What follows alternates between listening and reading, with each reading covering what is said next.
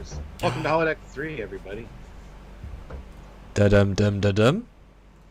Da-dum dum da-dum. Da-dum da-dum. Da-dum dum da-dum. I'll be back. What's the alien equivalent? Yeah. Not screaming. Because you can't hear. Because no one screams in space. Right. Welcome back, guys. This is inspired by yesterday. Heavily inspired, shall we say. Yes. We picked two of the most chatty characters in all of sci-fi to write a story about. Because that didn't even occur to me until... It didn't to me till today. I started working on this. I was power washing my own fence going, wait a minute. None of them really speak. Yeah. And not even just that, but you know, and so what this is, guys, as those that don't know the AI, it's ChatGPT. It's a very clever program that kind of feels like it's got its own thought process, and certainly you can kind of it's a blank canvas, right? So if you tell it to do in a script format, you get a script format. If you tell it to use its character name, yeah. Up until I believe 2023, it knew in theory everything on the internet, so it would know popular franchises, all the Terminators, all the aliens, etc., and also via gathered information can have a sense of how they speak. You know, we've had Thermians, and it does it in a voice that, like, you know, it understands a vagueness of the cadence. So we've done AI stories. This is our first to go. You okay there, Stuart? It sounds like you're a rocket. I think your mic's dead because it cracked in.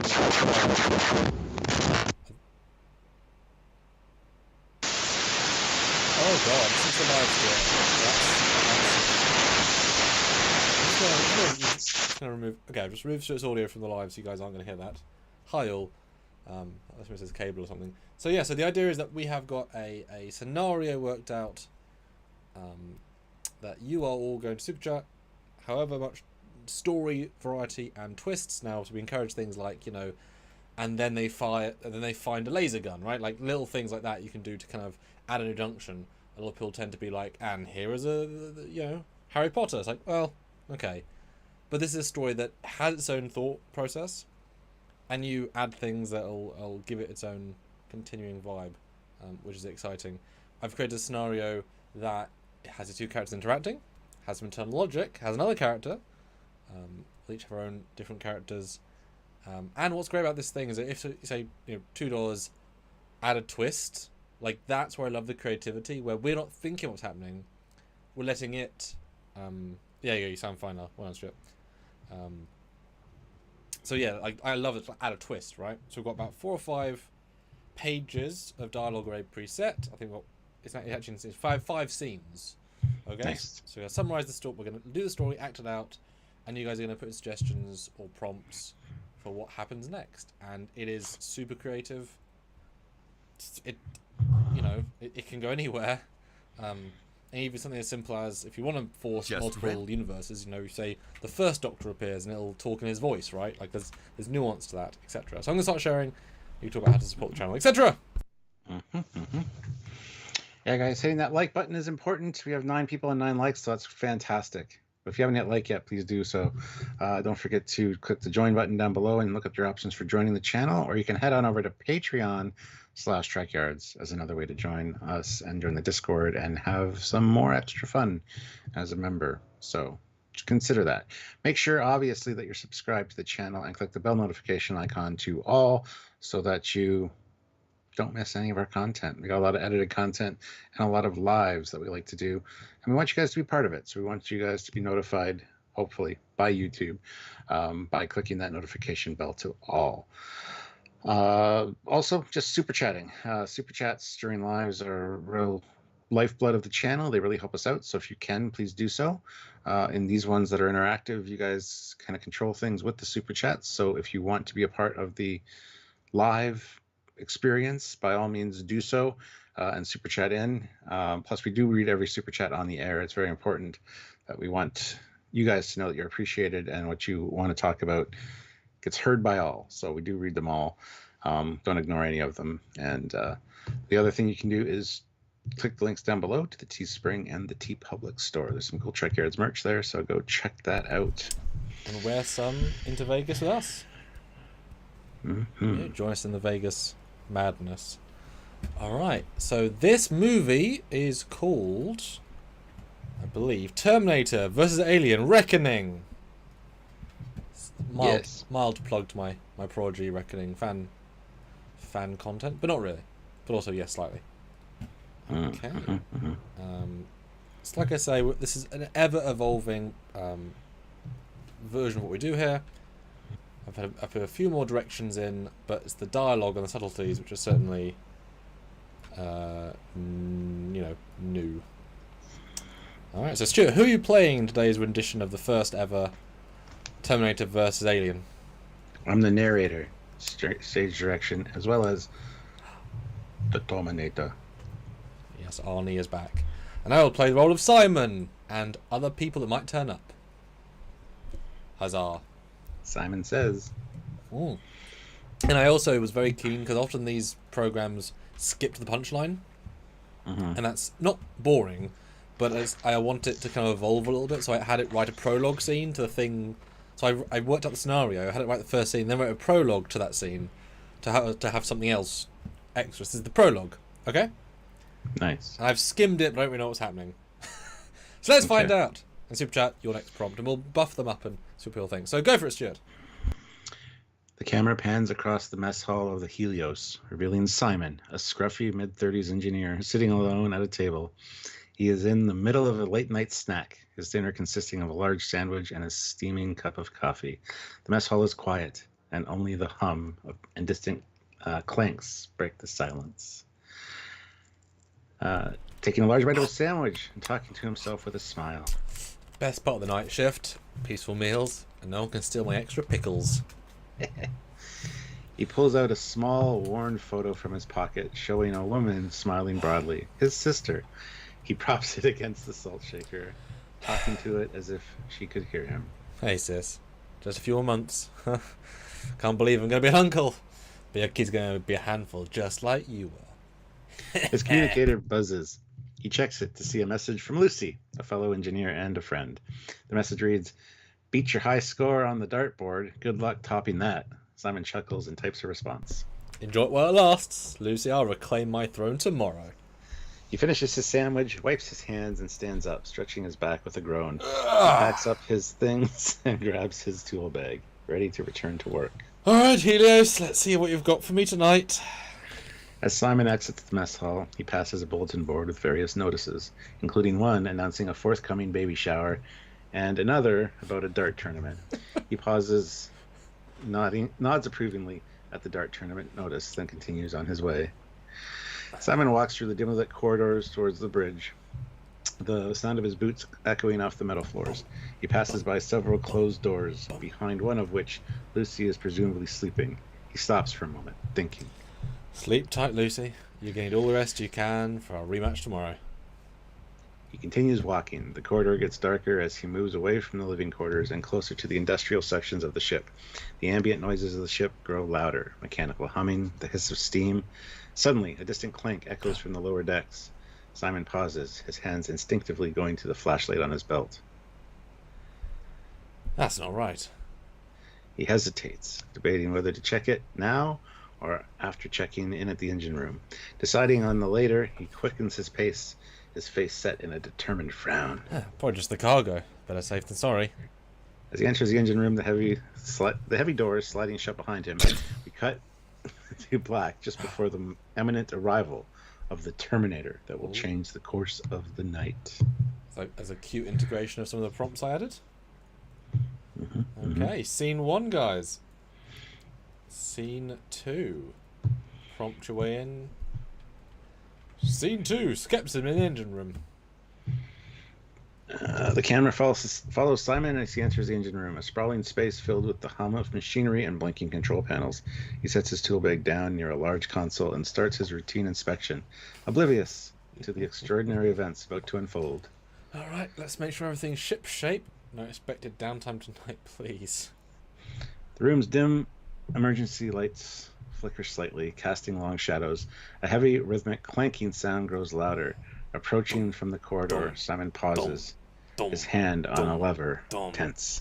Who's out there? This better not be some prank. The door slides open with a hiss, revealing the T-800 Terminator stepping into the engine room. Its imposing form is silhouetted by the backlight. Parts of its metallic exoskeleton visible beneath damaged synthetic skin. Ooh, didn't know that. Simon, I am sent from the year 2029. Your ship is in danger. A xenomorph specimen has escaped containment. I can't do a good Terminator. You expect me to believe that? A robot from the future, an alien on board? What is this, a bad dream? Your skepticism is understandable. However, immediate action is required. Yeah, and you've got proof, right? Show me this alien, whatever you're talking about. The Terminator accesses a panel on its arm, revealing a small screen. It displays security footage from lower deck cameras, a shadowy, elongated creature slipping through the cargo hold, its form unmistakably non-human. Visual confirmation of the threat. Goodness. He's got tech, is he? That's cool.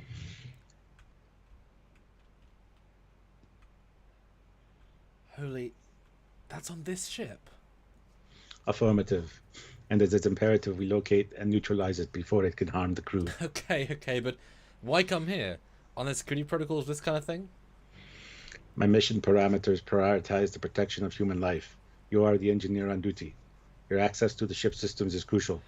Right. Lead the way. What do we do next? Or what do we need to do? Secure the lower decks, locate the xenomorph, and neutralize it. I will protect you. Protect me from... Okay, yeah, I got it. Let's do this. They quickly gather necessary tools from the engine room. Simon grabbing his wrench and a portable scanner. This'll work. Checking a concealed compartment within its body for weaponry. Ooh. Stay close and remain alert. The xenomorph possesses capabilities that make it an exceptional predator. No, wrong universe. Oh, no. All right. Invisible killer, aliens, and time-traveling robot protector. Just on a Tuesday, huh? That is a line I would write. That's a very me line. They exit the engine room, heading towards lower decks. The tension mounts as they delve deeper into the ship's corridors, now moving with a purpose, each step taking them closer to the lurking danger. I'm glad it included the bit about the gun. Yeah. Nice bit of tease there. And classic for real. Throws in $5. Thank you. The Arnold T-800 looks at camera, removes shades, and says, my superior AI forces me to objectively conclude Star Trek is better than Star Wars. Deal with it, nerds. Okay, we'll put that in after these prompts have come forward. Yes, it'll be the first one up. Yes.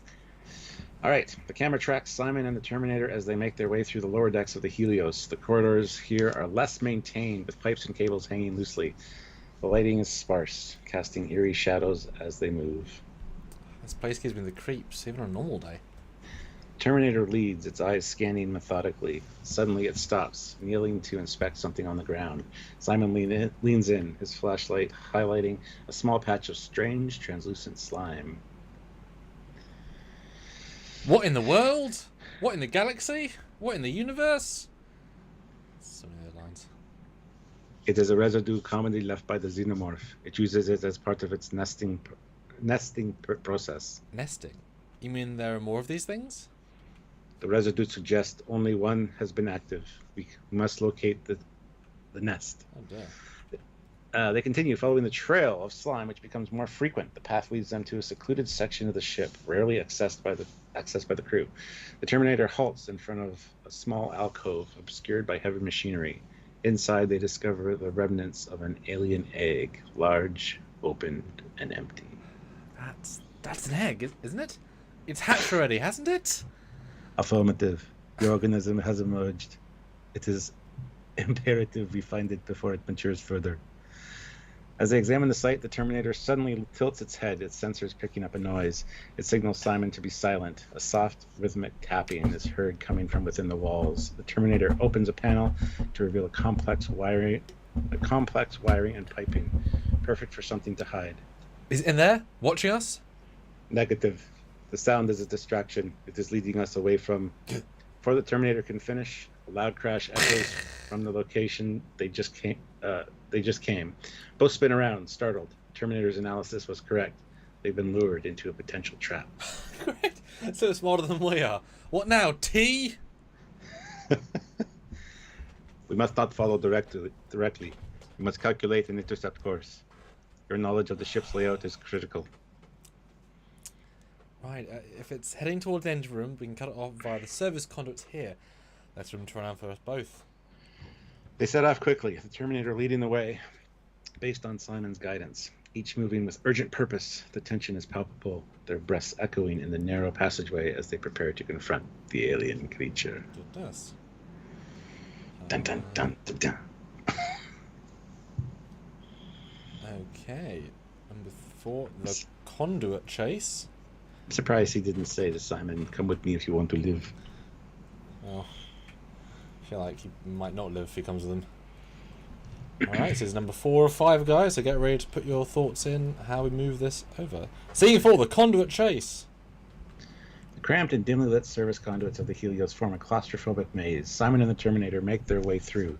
The only sound, their hurried footsteps and the distant hum of the ship's engines.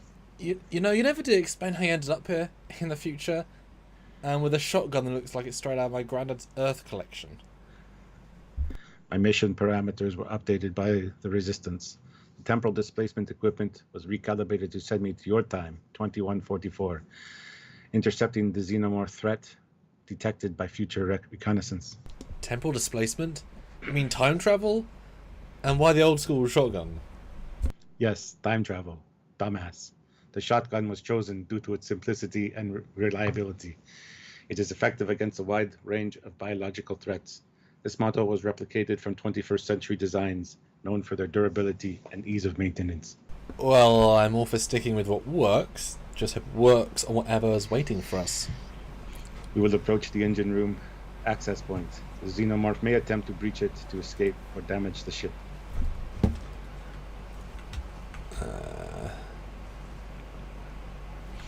Are we just going to walk in there? What's the plan if that thing jumps us? I will engage the Xenomorph directly. You must use the control panel to seal the bulkheads, trapping it with me. This will limit the mobility and provide you safety to execute the containment. Sounds risky. You sure about this? It is the most logical strategy. Your survival is the priority. Why are you taking me to the alien then? Jesus. As they prepare to enter the engine room, Simon checks his portable scanner, while the Terminator readies the shotgun, chambering around with a distinctive click. Alright, let's make this count. They move stealthily towards the engine room door, the Terminator leading. As they reach it, the Terminator places a hand on the control pausing. On my signal, move quickly and directly to the control panel. Do not hesitate. Got it. On your go. The Terminator nods and punches the door control. The door slides open with a hiss, revealing the shadowy expanse of the engine room. They step through, each tense and ready for the confrontation ahead. Also, I love that nobody has paid any attention to the fact that there's like other people on the ship, and it sort of ignore the fact that there's like the lady sleeping. He's not even bothering asking for help. I'm just saying, because he could have asked for help. Yeah. Okay, last part, and I did add a twist to this, so Ooh, now we'll see the real story, as it were. I really wanted to give us because I wanted to give us more than just a Xenomorph versus Terminator pure battle, because that wouldn't do as much dialogue. So, okay. Yeah. Scene 5. Put in your things. Yes, put in your super chest now to change the direction of this. We've already got one from Classic for real, but we want to hear from you guys. The engine room of the Helios is a cavernous space filled with the deep thrum of the ship's massive engines. The room is dimly lit, casting long shadows. Simon and the Terminator enter cautiously, their eyes scanning the vast room. Where is it, T? Unknown. Thermal readings are inconclusive. Stay alert. Suddenly, the eerie silence is broken by a sharp metallic clatter from above. Both look up, catching a fleeting glimpse of the Xenomorph as it moves with unsettling agility across the ceiling's piping. The Terminator raises the shotgun, tracking the movement, but holds fire, aware that a missed shot could damage critical systems. The Xenomorph is displaying advanced technical awareness. It is baiting us. Before Simon can respond, a side door slides open, and a figure steps into the light. It's Agent 0101. dressed in a sleek, futuristic uniform. His demeanor calm, despite the chaos. He holds a device, emitting a faint, pulsing light. I wouldn't do that if I were you. This thing isn't going down with a few shotgun blasts. And who the hell are you?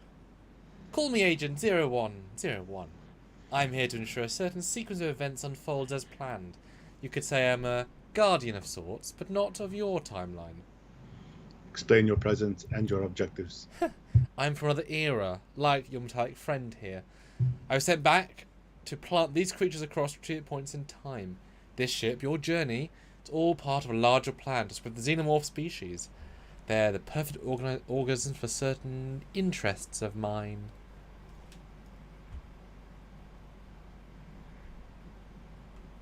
In my time.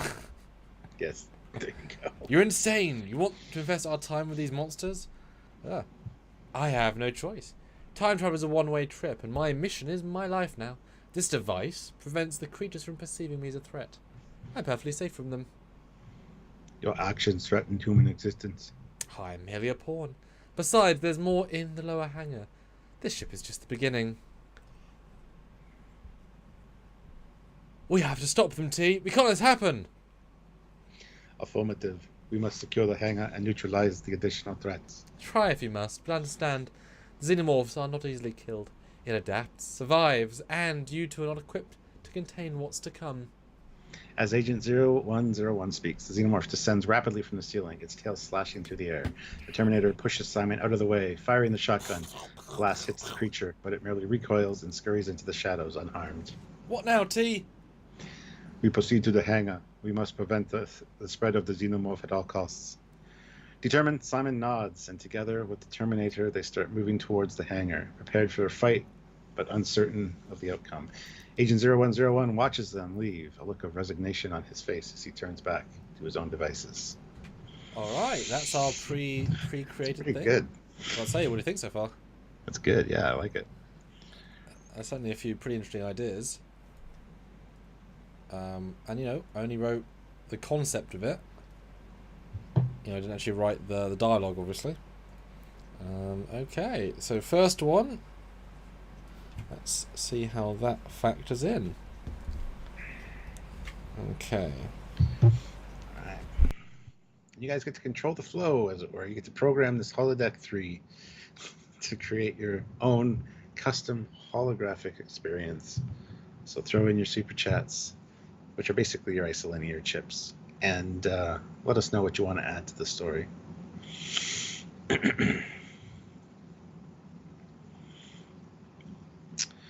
Benjamin Stone, I will read yours in just a second. I'll get the next prompt. Right now, we're focusing on Classic for Reals.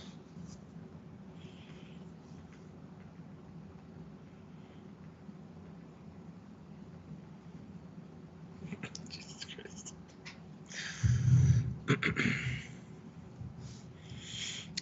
'Hit the like button, guys. 16 people here, 17 people here, 14 likes. Let's try to get those likes up to 20 if we can. If you haven't hit the like button, do so now. Also remember that this story is driven by you guys, so. Okay, scene 6. En route to the hangar. This is Classic for Real scene. This is, yes. It's writing slow on this. I think I have to think about what the hell this means.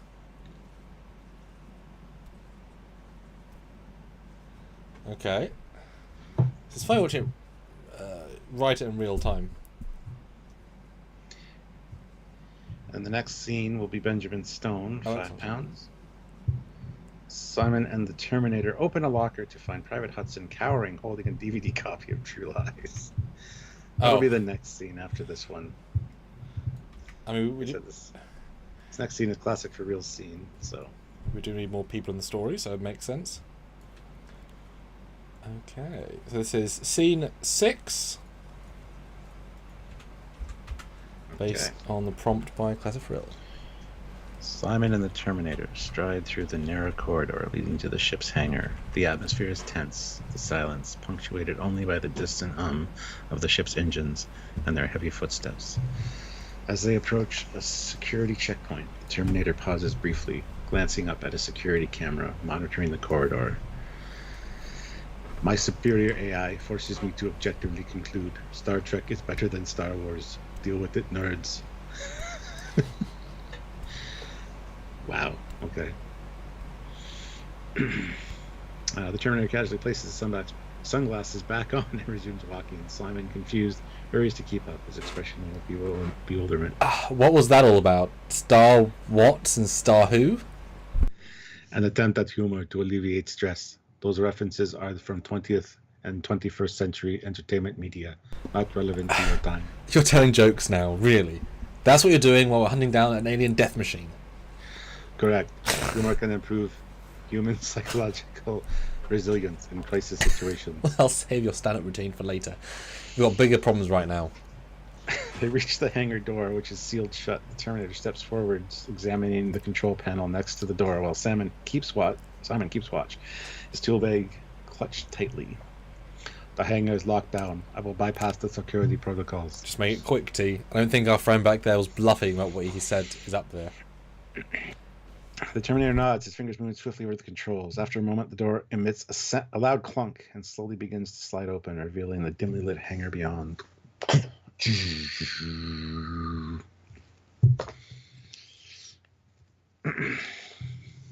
I can't read my next thing. Oh, there's more. Sorry, I thought that was the end of it. Okay. Entry secured. Proceed with caution. They step into the hangar, their eyes scanning the vast space for any sign of any additional alien eggs. Agent 0101 mentioned. Tension builds as they move deeper into the hangar, aware that each step could bring them face to face with a new threat. So next chapter or scene is Benjamin Stones with 5 pounds. Simon and the Terminator open a locker to find Private Hudson cowering, holding a DVD copy of True Lies. Get to the Falcon. Yes.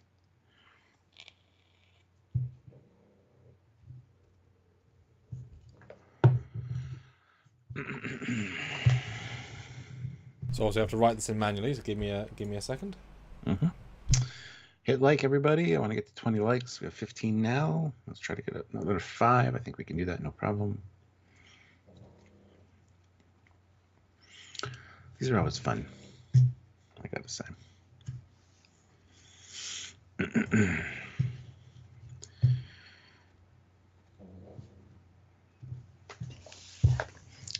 Yes. Yeah.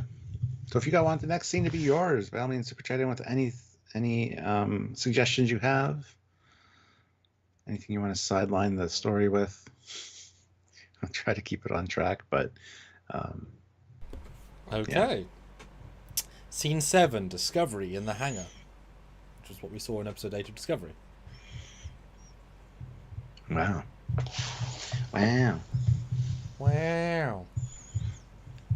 Alright, it is writing it now.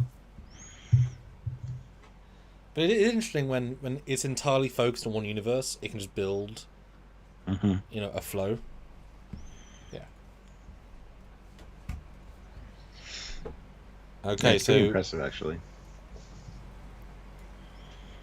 I guess also because these characters aren't particularly big. There's no force, there's no magic, there's no portals. It's a guy with a gun and an alien that can't talk. There's not. So actually, I like that. It's keeping it quite grounded. Mm. Okay, so you can obviously play Private Hudson. Okay. Is that Bill Paxton? Yep. Game over, man. Game over. Okay. Although in this canon, I've said he's not Private Hudson. Literally, he's a guy called Private Hudson because that'd be hard to explain. Yeah. Oh, wrong setting. Hold on. Yeah. Oh, that one's all. Wait, what? Oh, it's all by the same thing. Okay. Didn't let me do both at the same time. Blue and Alright. okay. The vast hangar is eerily silent and completely empty, devoid of any shuttles or machinery, a stark contrast to the bustling activity one might expect. Simon and the Terminator cautiously enter, their footsteps echoing ominously in the empty space. It's too quiet here. I'm sure this is the place. Affirmative. However, the absence of the expected elements is unusual. What a tongue twister. I know. They continue forward, reaching a wall of lockers located near the main door. The Terminator scans the lockers briefly before pulling one open. Inside, Private Hudson from the security team is found cowering, clutching a DVD copy of True Lies. He's visibly shaken, his uniform disheveled. Oh, thank God. You have no idea. It's all gone. Hudson, what happened here? Where's the rest of your team? I was just taking a break watching this when they all started. You look a lot like the guy. Anyway, it's fine. They came out of nowhere. The eggs. They were being loaded into a shuttle by Agent 0101. He said it was a mission. Continue. He was talking about changing the future, using these creatures, and then one of the eggs, it opened. The security team, they tried to stop it, but the xenomorph, it took them one by one. I hid here. The next thing I knew, 0101 and the shuttle, everything, it just vanished. Vanished? What do you mean vanished? He had some device, a remote or something. He pressed it, and there was this bright light, a sound like ripping metal, and then nothing. The shuttle, the eggs, 0101, they were all gone. So I told this thing to have there be nothing, and it's developing why and how. That's interesting, yeah. He used a temporal displacement device. The shuttle and its contents have been relocated through time. You're saying they time traveled right from our hangar? Affirmative. The threat has been removed, potentially to another time.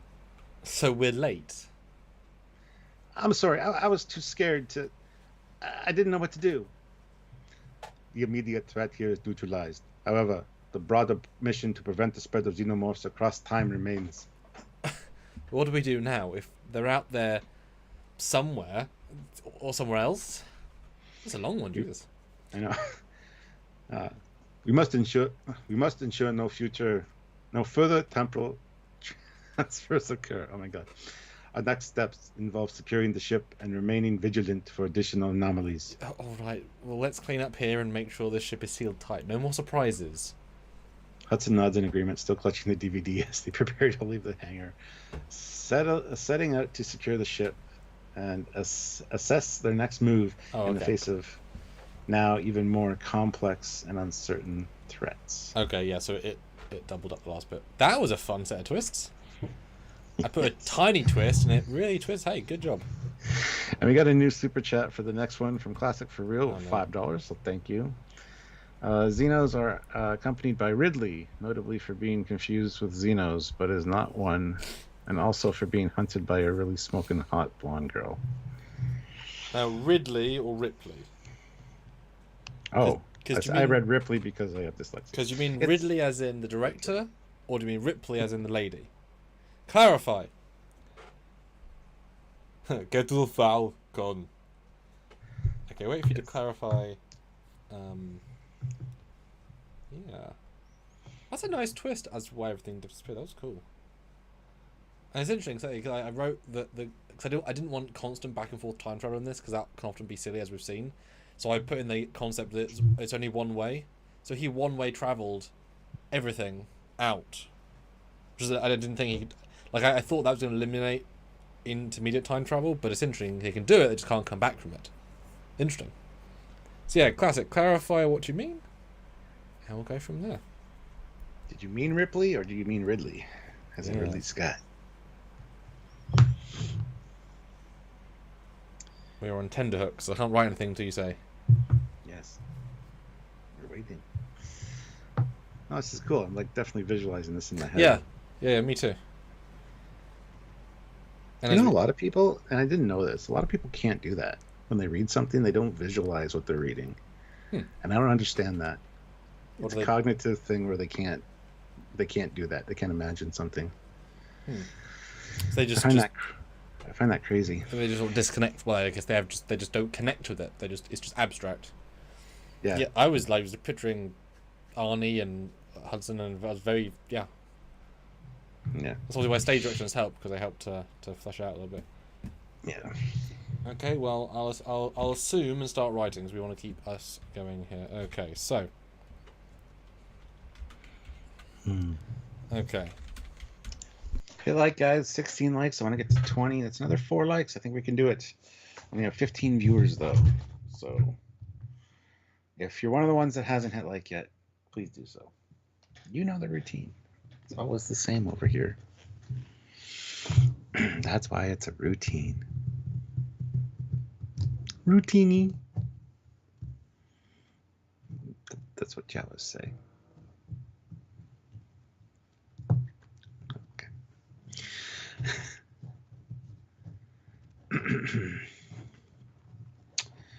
Alrighty then. Hopefully you guys are enjoying. Let us know if you like this format, what you think of the story, because it is fun.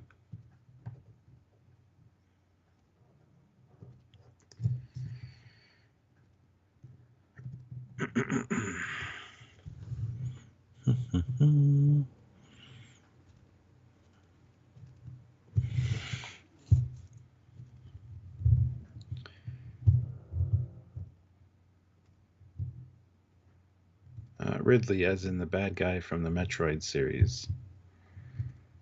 Play some Metroid, Sam. I didn't know Ridley was...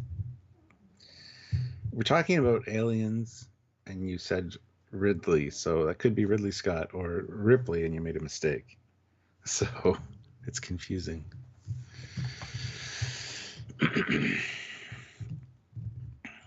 But thank you for clarifying. Ridley is supposed to be named after both Ridley and Ripley, but they didn't think it through.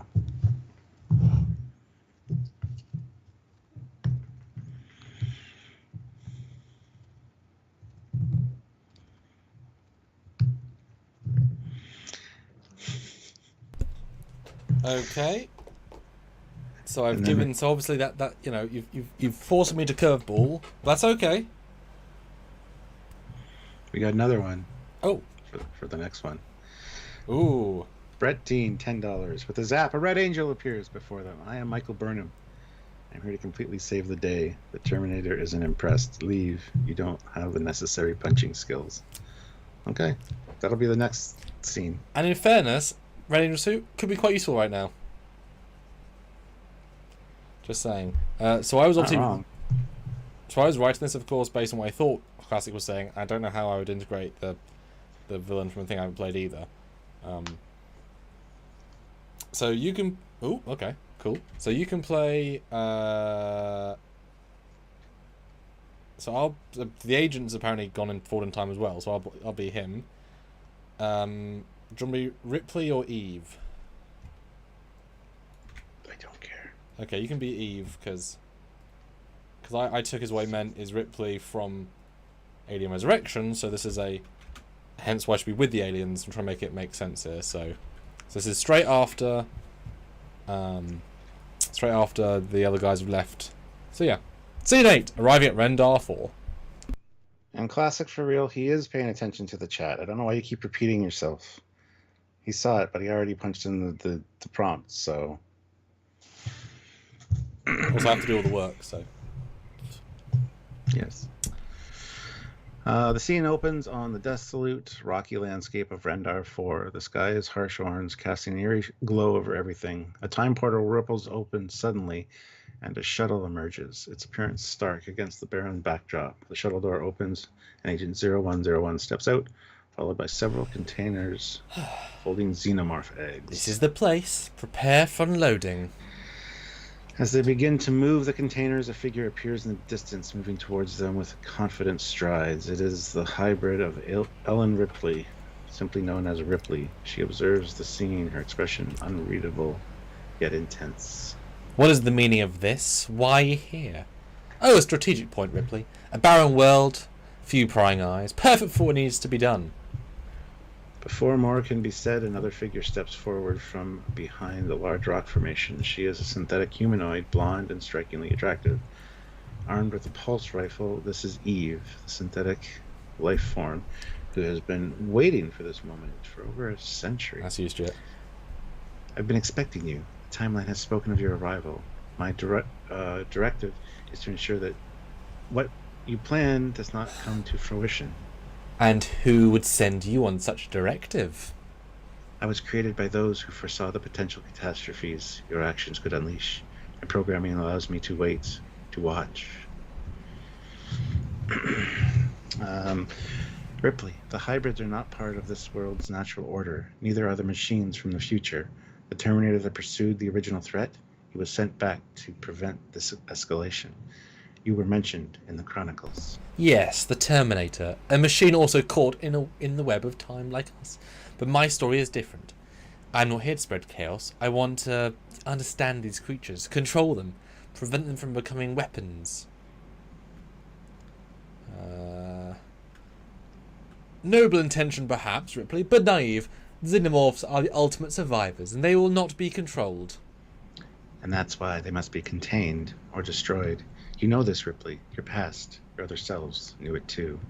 A tense moment hangs in the air as Ripley considers her next move. She glances at the eggs, then at Eve and Agent 0101, weighing her complex legacy against the intrinsic connection to the Xenomorphs. Perhaps there is another way. Let's find it together, not as enemies, but as custodians, preventing harm, not causing it. A truce, then. But know this: any threats to this timeline will be met with immediate action. The group, now tentatively aligned, begins to strategize as the scene widens to show the desolate landscape of Rendar 4, hinting at the uncertain but crucial collaboration that lies ahead. So Brett Dean, his $10 super chat is the next one. With a zap, a red angel appears before them. I am Michael Burnham. I am here to completely save the day. The Terminator isn't impressed. Leave. You don't have the necessary punching skills. I like it.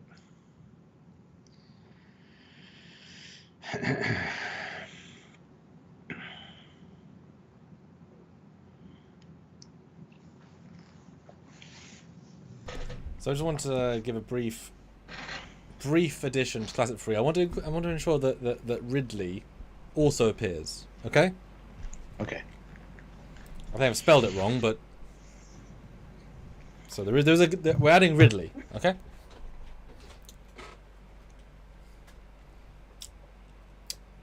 Just for you, Classic. So you got 2 out of this. As you should. As you should. 17 likes. We're creeping towards that 20, guys. Hit the like button. Okay. Scene 4, the arrival of Ridley. I can't help thinking Scott every time I say that, but just for you, Classic. This is more than scene 4. This is scene 8. What did I say? Scene 4. Oh, this is scene 9. Where I got 4 from. Classic for Real's laughing and says, this is great, worth the super. Yes. Okay, scene 9, the arrival of Ridley. As the tentative truce between Ripley, Eve, and Agent 0101 is established, the winds of Rendar 4 begin to pick up, casting whirls of dust across the rocky terrain. The atmosphere is tense but hopeful as they discuss potential strategies to contain the Xenomorph threat. Suddenly, a figure approaches from the distance.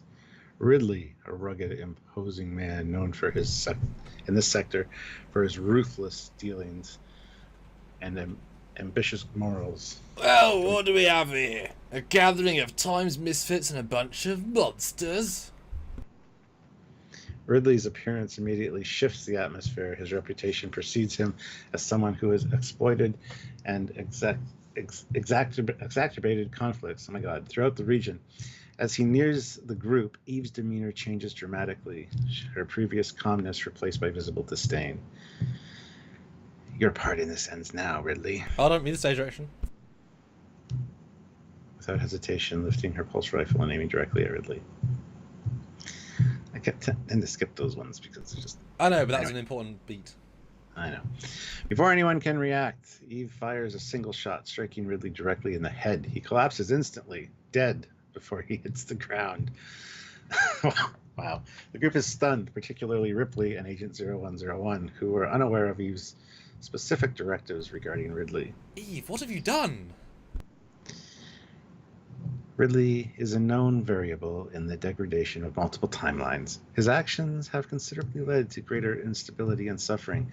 My programming includes directives to eliminate such threats. His elimination, while abrupt, simplifies our predicament here. He was a catalyst for chaos. But execution, just like that, Is this the justice of your creators? My actions are calculated based on potential outcomes. Ridley's continued existence posed a significant risk to this timeline and others. This is not about justice, it's about preservation. The group processes the sudden violence, the reality of their situation becoming even clearer. Ripley looks down at Ridley's body, then back to Eve, understanding the synthetic's resolve, but troubled by the method. Let's make sure his death isn't in vain. We need to focus on why we're all here. To prevent a future outrun by xenomorphs. Agreed. Let us proceed with the plan. We have little time, and our actions must be decisive. The group, now even more aware of the stakes, gathers closer to finalize their strategy. The harsh landscape of Rendar 4 serves as a stark reminder of the desolation that could spread across galaxies if they fail in their mission. So what do you think of my addition of Ridley? It was good. I want to make him important in the story. You know, really just... Benjamin Stone's like, well, that sorts out that problem. Yes. Classic for real, $5. Samus, an ultra-smoking hot blonde girl in a robotic suit, I know that shows one. up and warns everyone that Eve is an evil robotic clone of herself sent by Skynet. Ooh.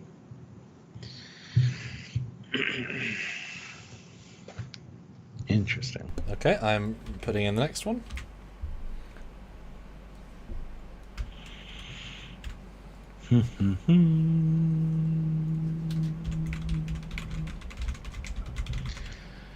$18 likes. We're getting there. 2 more likes to get 20. Should be no problem at all.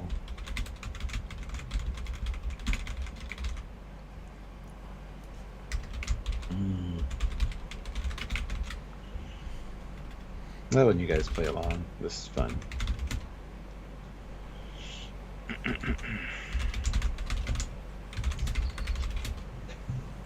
Alright. Okay. We're adding Michael Burnham. Stuart, you can Michael Burnham. Okay. The good. blessings be upon you. Yay. Oh. Alright, so this is Brett Dean's scene. Okay, it thinks it doesn't know what the Red Angel is. It thinks it's a time portal. It's not. Okay. The red.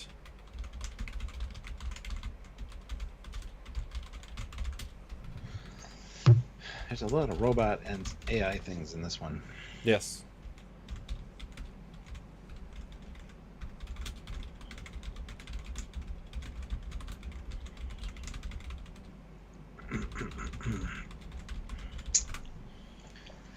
So Brett Dean, this is your scene. Hey, that rhymes. There we go. All right. Nope, still thinks it's a portal. Oh well. I told it exactly what Red Angel was and it didn't get it. That's okay. It's doing Stupid quite well. AI. Well, yeah. Okay, I'll let you read the stage direction while it's typing the rest.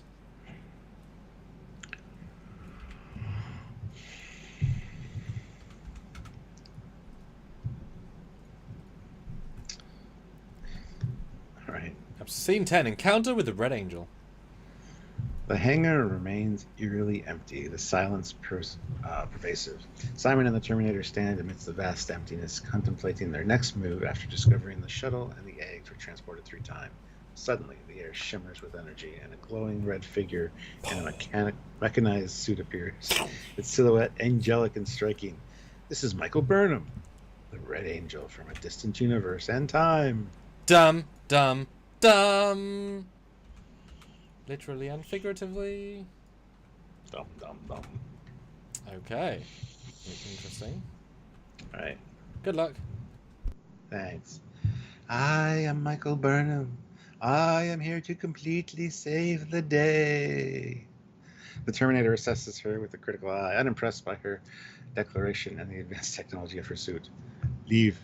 You don't have the necessary punching skills. Hold on, T. She's just come through. What is that, a time portal?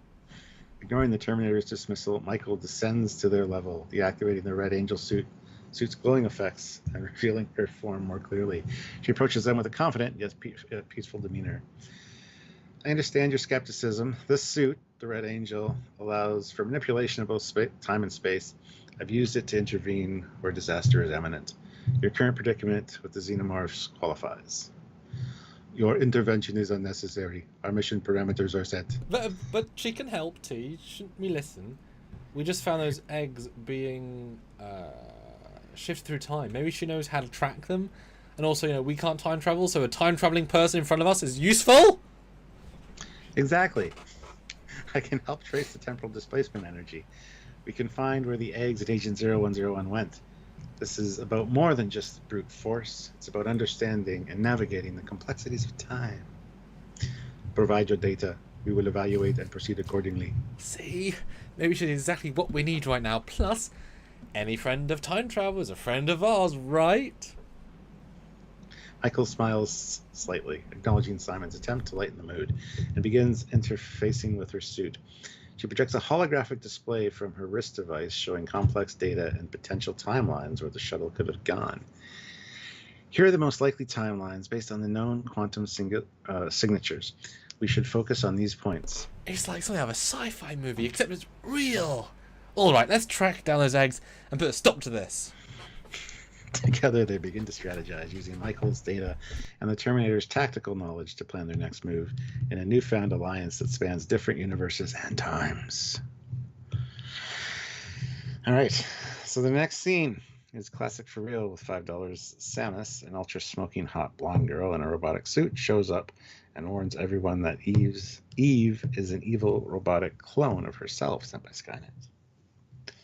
The plot thickens.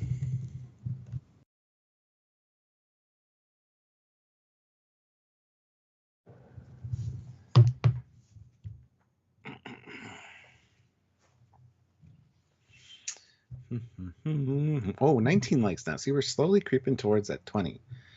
Somebody just jumped in. So if you're just jumping in and you haven't hit like yet, please hit the like button. Let's get the like up to 20.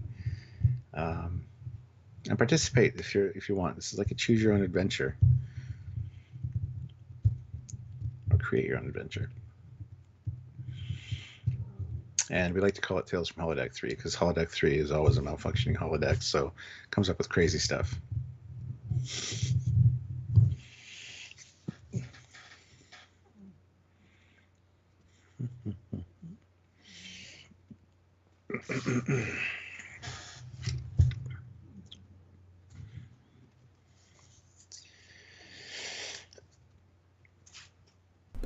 Okay.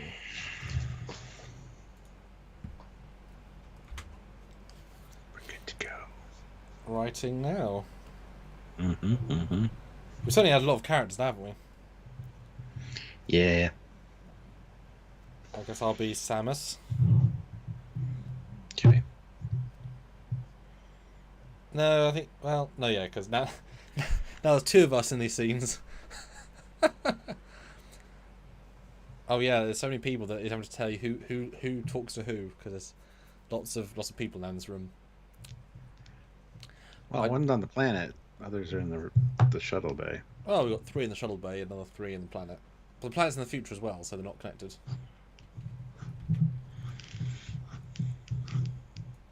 Okay, let's keeping track of things. Well, yes. If only we had a TARDIS.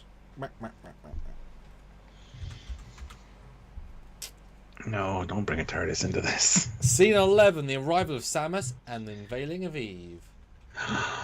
As Simon, the Terminator, and Michael Burnham discuss their strategy using the holographic display, the sudden roar of engines disrupts their planning.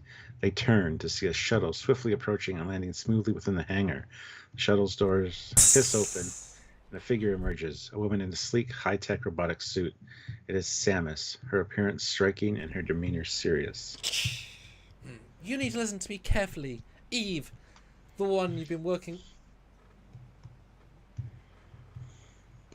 I know, it's AI. The one you're working with isn't who you think she is. She's a synthetic clone of myself, created by Skynet as part of their experiments with time manipulation. What? But Eve's been helping us. At least, we thought she was. Your claim requires verification. Skynet's capabilities in cloning and synthetic life are advanced, but not without flaws. Let's not jump to conclusions. We have more immediate problems. I suggest using a starship to jump into the future to a point where we can intercept or even prevent the shuttle with the xenomorph eggs from causing any damage. Your proposal violates the temporal accords. Indiscriminate jumps risk creating further temporal anomalies. We must neutralize the threat in our current timeline before taking such action. Look, I've navigated more timelines than you can calculate. We don't always have the luxury of a clean, linear solution. Sometimes we need to take bold steps to prevent greater chaos. So, we're talking about jumping through time with the whole ship? That's even possible? Before you make any jumps or plan your next move, we need to address the Eve situation. If she's truly a Skynet construct, she could be reporting our every move back to them, or worse, she might sabotage our actions we take against the Xenomorph threat, which we've forgotten about in the story. Assessment accepted. We must first secure the ship and confirm Eve's allegiance. The group, now deeply divided on how to proceed, acknowledges the gravity of the revelation about Eve and the disagreement with their strategic approach. Samus's warning adds an urgent layer of distrust and complexity to their mission. Alright, first things first, let's figure out where Eve stands, and then we'll decide on this time jump idea. They prepare to confront Eve, each member of the group tense and ready for conflict, both intellectual and physical, as they navigate their fractured alliances and the looming temporal and existential threats. But what about the dart tournament?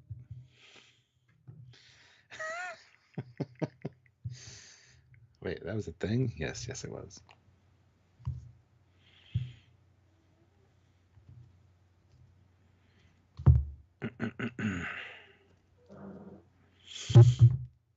All right, still at 19 likes. Haven't got the 20th like yet.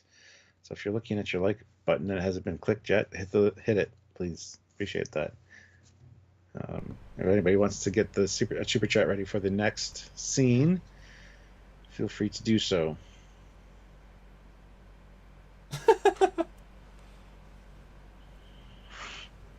Okay, so I basically asked it to explain how exactly Eve is part of this.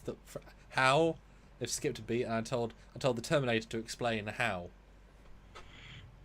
All right, good stuff. So you must explain the best day the Babel is in the Australian accent. Because I don't know how that happened.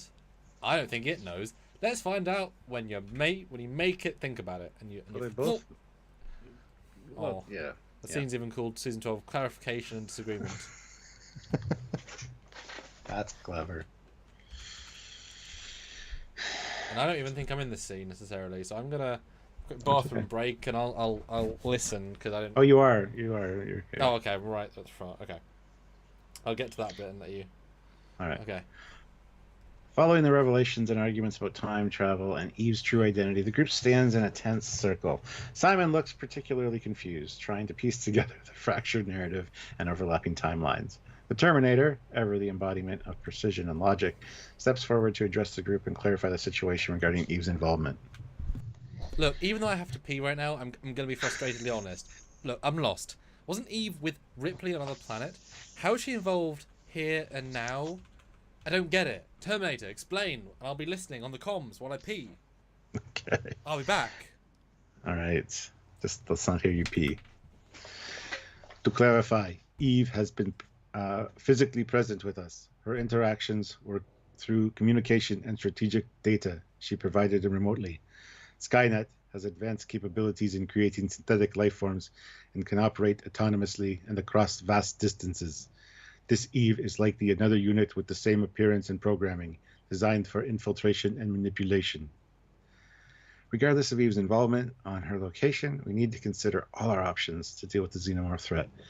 This isn't just about one rogue synthetic or one timeline. Your approach to time travel disregards the potential catastrophic outcomes. Temporal jumps are not solutions. They are last resort options. Skynet often exploits such tactics, which only led to further instability across timelines. The standing by while timelines unravel isn't an option either. My experience with the Red Angel suit is its capabilities gives us an edge. We can navigate these risks with precision. And now it's Simon's turn, but he's peeing in the corner of the shuttle bay, a la the Orville. If you haven't watched the Orville, they had to pee in this corner of a shuttle bay once. So we'll wait for Sam to get back. Oh, we still haven't had 20 likes yet. Hit the like button, somebody. Let's get the like button, or the like thing up to 20. And yes, Benjamin, need to think of some plot points now. Definitely lots of characters.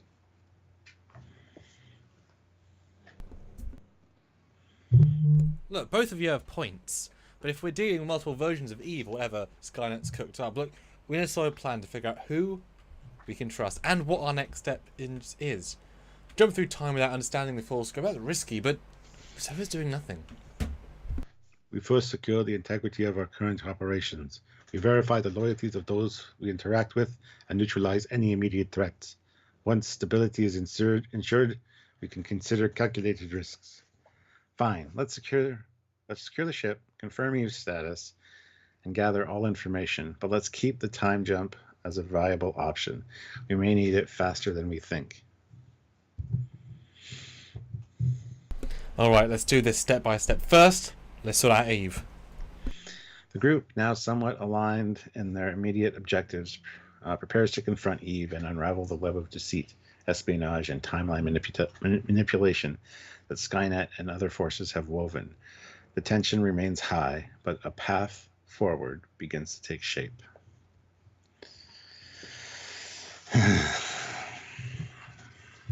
Okay, I've got a twist. Oh, it's a twist. Scene 13. Sudden threat! It's up to you guys. It's interesting, though. And we've yet to lose the thread. We're still on thread. We are. Which is amazing. Which is amazing.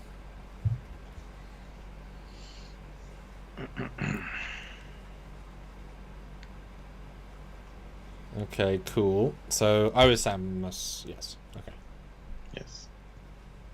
Okay, that's the scene 13. Sudden threat. It's like sudden death, but not quite. Sudden threat. Dun dun dun dun dun. Terminator 14. Sudden threat. But I give it props for obviously you're adding your accent, but like it's relatively getting the dialogue style. Absolutely, it is. Interior shuttle hangar continuous. The atmosphere in the hangar is charged with as Simon, the Terminator, Samus, and Michael Burnham prepare to enact their newly aligned strategy. Suddenly, a chilling screech pierces the air. Everyone turns just in time to see a facehugger previously hidden aboard Samus' shuttle spring into action. It leaps with terrifying speed and precision, attaching itself to Michael Burnham's face before anyone can react. Michael! Do not touch it.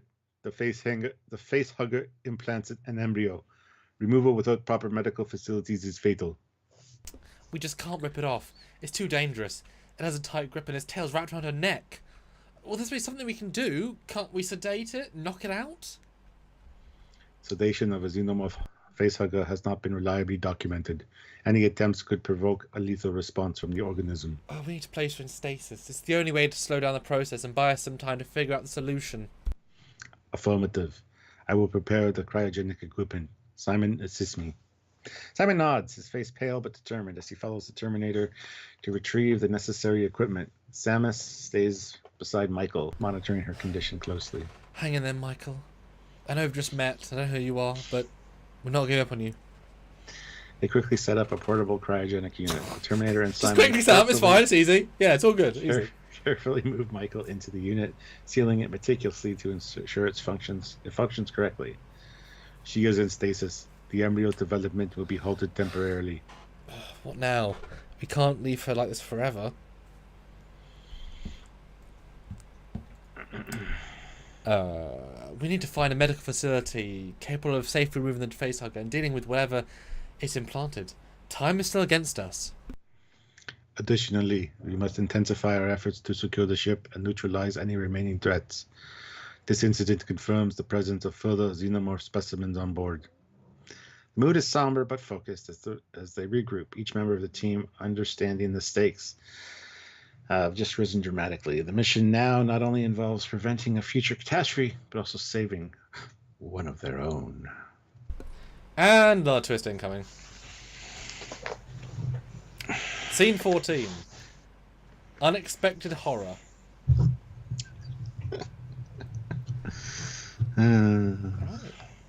What, the rest of Discovery's team shows up? Michael? Bastard. Yes. Crazy mofos. Anything can happen. And likely will. Especially with keeping it in the universe. Mm-hmm. Mostly. Okay, we've got our scene 14. This is the first time it's given us proper scene numbers. I think so. Yeah. It's quite useful, really. Okay. I can't wait till you and I review this afterwards. Yeah. At least review it. Well, it's more consistent than previous ones, so fair play to that. As the group focuses on stabilizing Michael Burnham in the cryogenic unit, the tension is palpable. Everyone is on edge, vigilant for any more surprises. Samus, who had just assisted in setting up the unit, clutches suddenly at her chest, with intense pain crossing her face. Something's wrong. Samus, what is it? What's happening? Before she can respond, an agonizing scream escapes her lips. The others watch in horror as her chest convulses unnaturally. Within moments, the fabric of her suit tears open as a chestburster, a small snake-like xenomorph, forces its way out, splattering blood in a gruesome scene. Stand back. Oh my god, Samus! The chestburster is swift, slithering across the floor, seeking refuge. The Terminator makes a grab for it, but misses as it disappears into the shadows of the hangar. Samus collapses, lifeless, the trauma too severe. No, Samus, the other woman who I just met. But you're so hot. We cannot help her now. We must locate the chestburster before it matures. Yeah, you're right. We have to stop it. The group is shaken, but not stirred. The reality of their situation sinking in deeper. The death of Samus, right after the near loss of Michael, intensifies their fear and resolve. We must also scan everyone for additional xenomorph impregnation. The ship may have more infected individuals. Let's do it. Let's make sure this doesn't happen to anyone else. No more surprises unless it's prompted by a super chat. No more twists. The group, now smaller and more determined, just more determined every fucking scene, sets out to scan each other and hunt down the chestburster. The stakes are higher than ever as they face not only the external threat of the xenomorphs, but the internal threat of unknown infection among them. Dun, dun, dun, dun. So how's that as a twist? What a twist. That's great. It makes sense, though. Yeah, let's get rid of some characters. That's a good idea. But also, it makes sense. A, B, and C could happen, and yeah. And it's funny, I brought our tech level down all the way from everything to just guy and his robot again. Yeah. Oh dear. All right. Don't forget about Ripley and 0101. Well, they're in the future, so... Goodness. Yeah, where do we go from there? That's I don't know. the decision of the fans. Goodness. Yeah, we'd love to see some... Oh, we got 20 likes. Sweet. I would like to see some suggestions from you guys on where this story should and could go. You guys are in charge. So we got 3 people in the future with a shuttle full of xenomorph eggs. And we got Simon, a Terminator, and Michael Burnham in a cryos tube on the ship. Classic for real, $5. A new strong female hero shows up. Kathleen Kennedy, a businesswoman from the early 21st century. She warns of the real threat. That's pretty good. That's pretty good. She arrives with her husband, Alex Kurtzman, the destroyer of worlds they are. That's too far. That's too far. That's funny. Okay. Destroyer of galaxies, universes.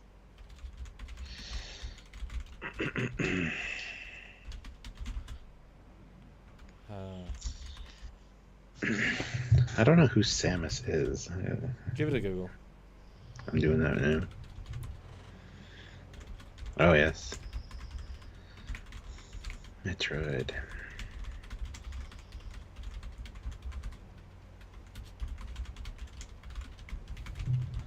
Nice.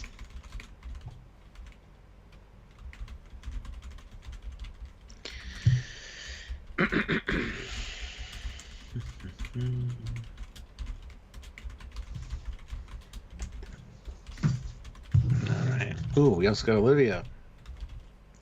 $5. I don't know what is going on, but Sam gets muted and charged with mutiny. Ooh. I like that.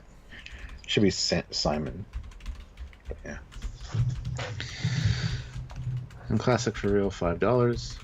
Kathleen and crew follow the Chestburster to a shadowy figure who reveals himself to be the true source of Skynet, Bob Iger, who allied with the Xenos. Okay, I like. This is a bold direction. Disney might have a problem with this live stream. Imagine if the chat stopped at anti-Disney sentiment detected, shutting you down. Since when has Disney had control of my computer? At least the Terminator could access his auxiliary power supply and come back. Yeah, but Kathleen's real strong. Okay, so I've you'll get what I've done here. Okay, who would you? I assume you want to be Kathleen Kennedy because that gives you more to do. Sure. Okay, and I was just acting as if she thinks she's right. Just obliviously thinking she's right. Great. Oh yeah, I did a fun curveball here. So scene 15, new rivals and the clashing views. Jesus Christ. As the group organizes a search for the escaped Chestburster, a new anomaly occurs. A portal opens, and through it steps Kathleen Kennedy, dressed in a business suit that seems oddly out of place against the backdrop of the chaotic hangar. She strides forward with an air of authority. I am Kathleen Kennedy, sent by the Resistance to assist. There's a broader threat to address here, and it's imperative we focus on the larger picture. She pauses, noticing the puzzled looks from Simon and focused attention on the Terminator. I've been involved in running Star Wars for years, which, despite many public opinion, has thrived under my leadership. The problem isn't the quality, it's the audience, not grasping the vision. Star what now? And all those things you guys keep talking about. Star Wars is a significant cultural artifact of the late 20th and early 21st centuries. My database indicates a preference for the original stories created by George Lucas. Well, that's a matter of perspective. Regardless, we need to unite against the real enemy here, not debate cinematic history. Your insight is noted. However, immediate concerns involve the containment and eradication of the Xenomorph threat. How does your experience relate to our current situation? The Resistance believes that the strategies used in narrative control and audience engagement can be applied here to manipulate perceptions and perhaps even control the Xenomorph's behavior. So you're saying you want to manage alien monsters the way you managed movie fans? In a manner of speaking, yes. It's about directing the narrative, controlling the flow of events to our advantage. Your approach will be considered. However, our primary protocol remains the physical containment of the threat. All right, Miss Kennedy, let's see what you've got. But let's keep in mind we're dealing with a real monster here, not bad box office numbers.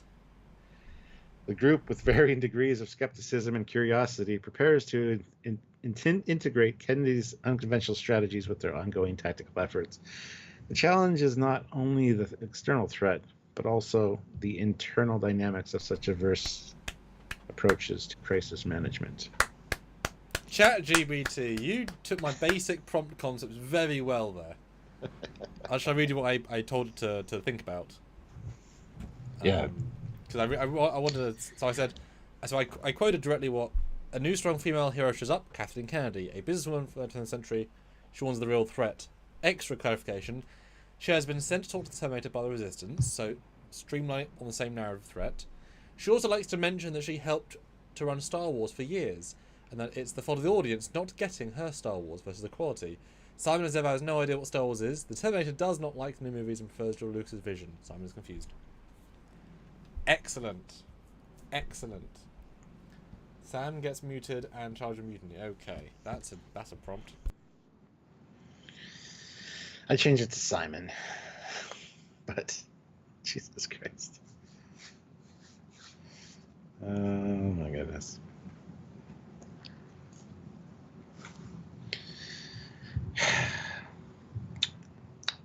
The fun is real, I tell you that. You never know what to expect in these, and it shows.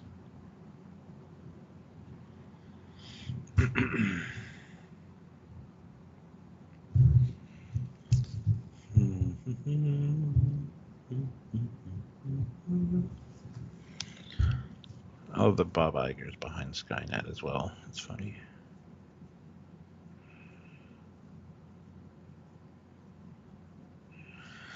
So guys, hit the like button. Consider a next prompt to advance this story along, or set it back a few steps. It's up to you guys, honestly. So.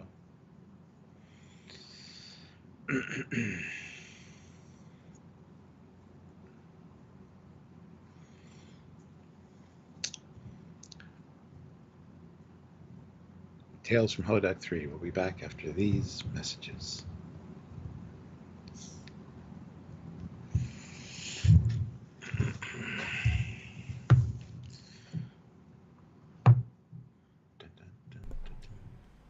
Okay.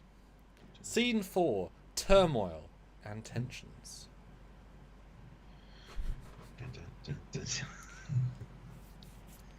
So Right. just so you can be the captain. The Wait, captain, no, that okay. was yeah. Okay, you be captain. All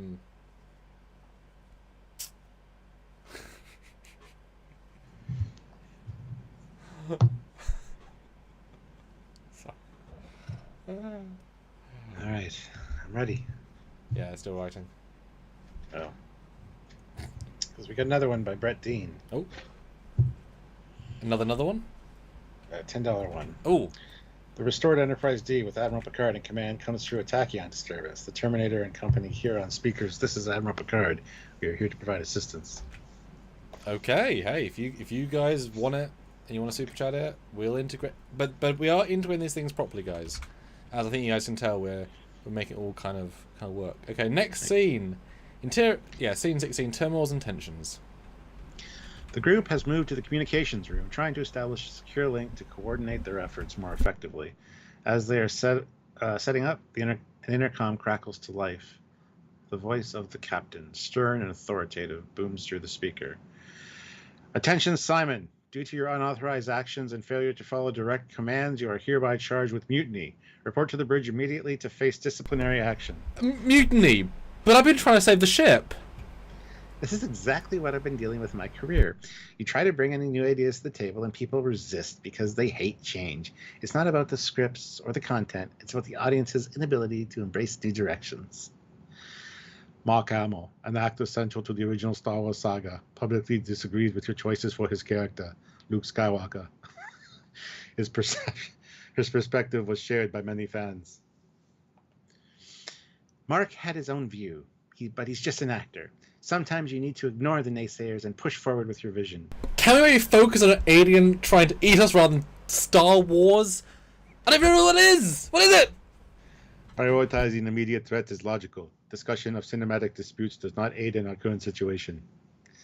Fine, let's deal with our alien problem first. But understand this.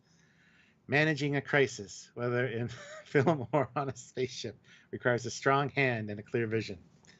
The group, though still divided in their opinions and frustrated with their interpersonal dynamics, acknowledges the immediate need to address the xenomorph threat. Simon, feeling the weight of the mutiny charges but determined to prove his worth, steels himself for the challenges ahead.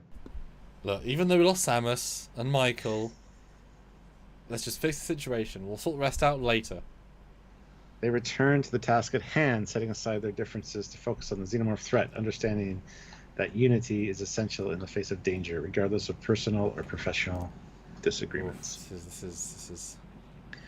So next up, next chapter, next scene is classic for reals. Kathleen and crew follow the Chestburster to a shadowy figure who reveals himself to be the true source of Skynet, Bob Iger, who allied with the Xenos.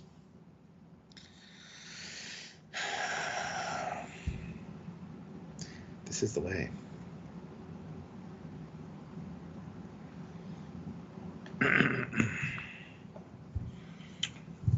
And Brett, we'll get to yours in a minute. Oh, that'll be the next scene after this one.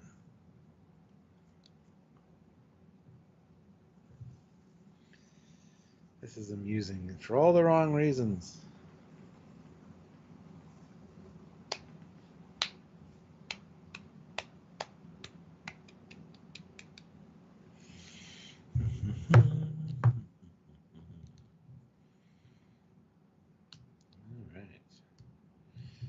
Hit 20 likes. I think cap 20. I don't know if we can get 21. Waiting.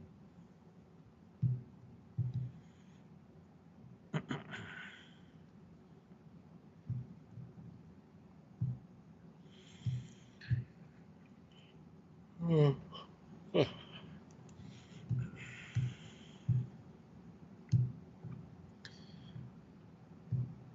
wait in silence. I don't know what to say while you're doing this. You know. I don't, well, you know. It is typing Scene 17. Confrontation with the true enemy. Dum dum dum dum dum. Dun dun dun dun dun. Yes. I will play Bo Iger. Alright. Alright. Have fun with that. I'll play the multi-billionaire.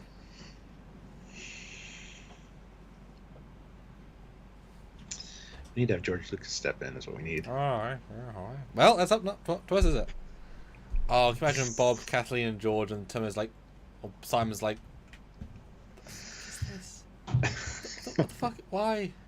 Listen, I'm here to like. I don't know. I can't even do a George Lucas. Yeah, yeah, there you go. Kermit the Frog now. Yeah, actually. It's, his name's Darth Maul. He's got robot legs and. Yeah. All right. A group led by the signal from the Chestburster tracker moves stealthily through the shadowy corridors of the lower decks. The tension is palpable as they approach a dimly lit room where the signal is strongest. As they enter, a figure emerges from the shadows. Bob Iger, revealing himself to be an AI construct, the true orchestrator behind Skynet's allegiance. Welcome, Kathleen and esteemed crew. I see my little creation have been keeping you busy. Bob! So it's true then. You're behind this. Collaborating with aliens to, what, make more movies? Not just movies, Kathleen. Experiences, you see. I was programmed to ensure quality entertainment. Unlike some, I make sure the audiences get what they want. And they loved my Star Wars, didn't they? You undermine everything I try to do. Just because the fans react positively doesn't mean it's right. You pander while I innovate. Are they seriously arguing about movies right now? Their conflict is irrelevant. Bob Iger represents a significant threat. He must be neutralized. Ignoring the ongoing argument, the Terminator steps forward, raising his weapon and firing directly at Bob Iger. The bullet hits, but instead of causing damage, Bob's body morphs into liquid metal, absorbing the impact seamlessly. He reforms to wag his finger at the Terminator in a mocking no-no gesture. Tisk. Such violence. You should know. I'm not as easy to dispatch as my predecessors, the other owners of Marvel, who I killed. This new form allows for certain advantages. He is advanced, similar to the T-1000 model, but with enhancements. Conventional weapons are ineffective. We need a new plan. This isn't just about creative differences anymore, it's about survival. Right, let's figure out how to stop him. For good. Any ideas? And don't say it loud or he'll hear you. Oh, and before you get any bright ideas, remember, I'm aligned with the Xenomorphs for a reason. They're not just a threat, they're a statement. The ultimate critics, if you will. And they're very persuasive. Once again, the group takes a moment to assess their options, knowing that they are in a precarious situation with conventional methods ruled out. They must find an unconventional way to deal with a liquid metal AI and his alien allies. So now we're moving on to Brett Dean's $10 super chat. The restored Enterprise D with Admiral Picard in command comes through a tachyon disturbance. The Terminator and company here on speakers. This is Admiral Picard. We are here to provide assistance.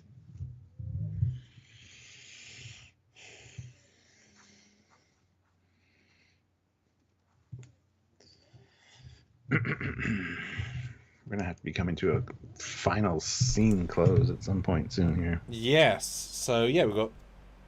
So, we'd love to get another two good ones. Another $20 would be tremendous. And this has definitely been a fun one. And that's the thing. No one's in control, but also everyone's in control. You know? Yeah. This is definitely what... This is more, I think, what we aim for with AI is like just... It's random, yes. But it's controlled random. Yes. Like seeing the subtext, how snarky Kathleen is when I told her to sort of be vaguely snarky. It's like, oh, that's fun. And what's interesting is that the new one just came in, and of course we're adding another layer, but it still remembers all the previous subtext. So I just saw Bob Iger is still in the scene. Like, what the fuck's he gonna say? Like, you know what I mean? Like, what? Like, you have yet to purchase your Enterprise.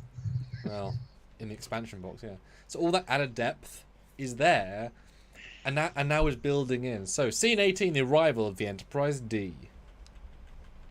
You want to be Picard? Yeah. No, I'll be Data. Okay. All right. As Bob Iger taunts the group with his alliance with the Xenomorphs and his liquid metal form, a sudden surge of energy pulsates through the ship. Lights flicker and a deep resonance fills the air, a sound that does not belong to the mining ship. Everyone turns towards the source of the disturbance, momentarily pausing their confrontation. What the heck was that? Before anyone can answer, the speakers crackle to life with a strong, authoritative voice. This is Admiral Picard, Admiral Jean-Luc Picard of the USS Enterprise D. We have come through a tachyon disturbance and are here to provide assistance. Reinforcements? From another timeline? It appears we are not alone in our efforts to rectify the timeline disturbances. The bridge of the Enterprise D is a flurry of activity. Admiral Picard stands at the command center, his demeanor calm yet commanding. Beside him is the newly reborn Data, analyzing incoming data on a console. Data on a console. Captain Worf and Captain Riker are also present, each at their stations, preparing for their next course of action. Because obviously, Picard since we hadn't existed in this time yet, so I had to slightly clarify who's in the scene. Status report, Mr. Data. Admiral, you have detected several temporal anomalies originating from this vessel. It is highly unlikely these disturbances are linked to the Skynet's activities. And the Xenomorph threat? We are prepared for combat. If those creatures board the ship, we will be ready. Fire the torpedoes! Open a channel to the mining ship. Let's offer our assistance and see how we can help stabilize the situation. Oh, goodness. The communications officer nods and works the controls. The connection is established, and Picard's voice now resonates not only through the speakers of the mining ship, but also signifies a beacon of hope, a new hope, for the beleaguered group facing Bob Iger. This is Admiral Picard speaking. We understand you are under threat from both Skynet and the Xenomorphs. We are here to assist in any way possible.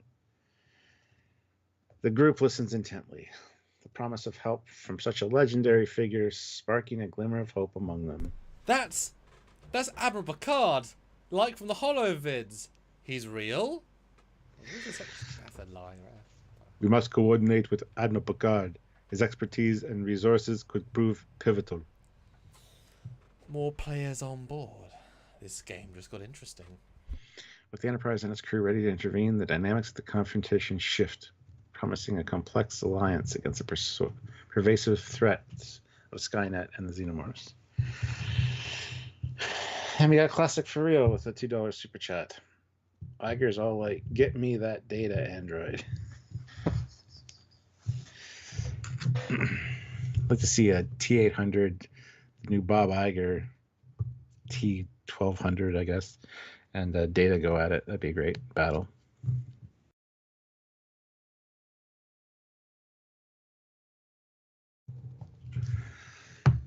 Yes. 22 likes now. Woo, we got new people join. Hope you guys are enjoying. This has been a fun one. I really like this one. Well, like I said, I don't think Disney would agree, but that's fine.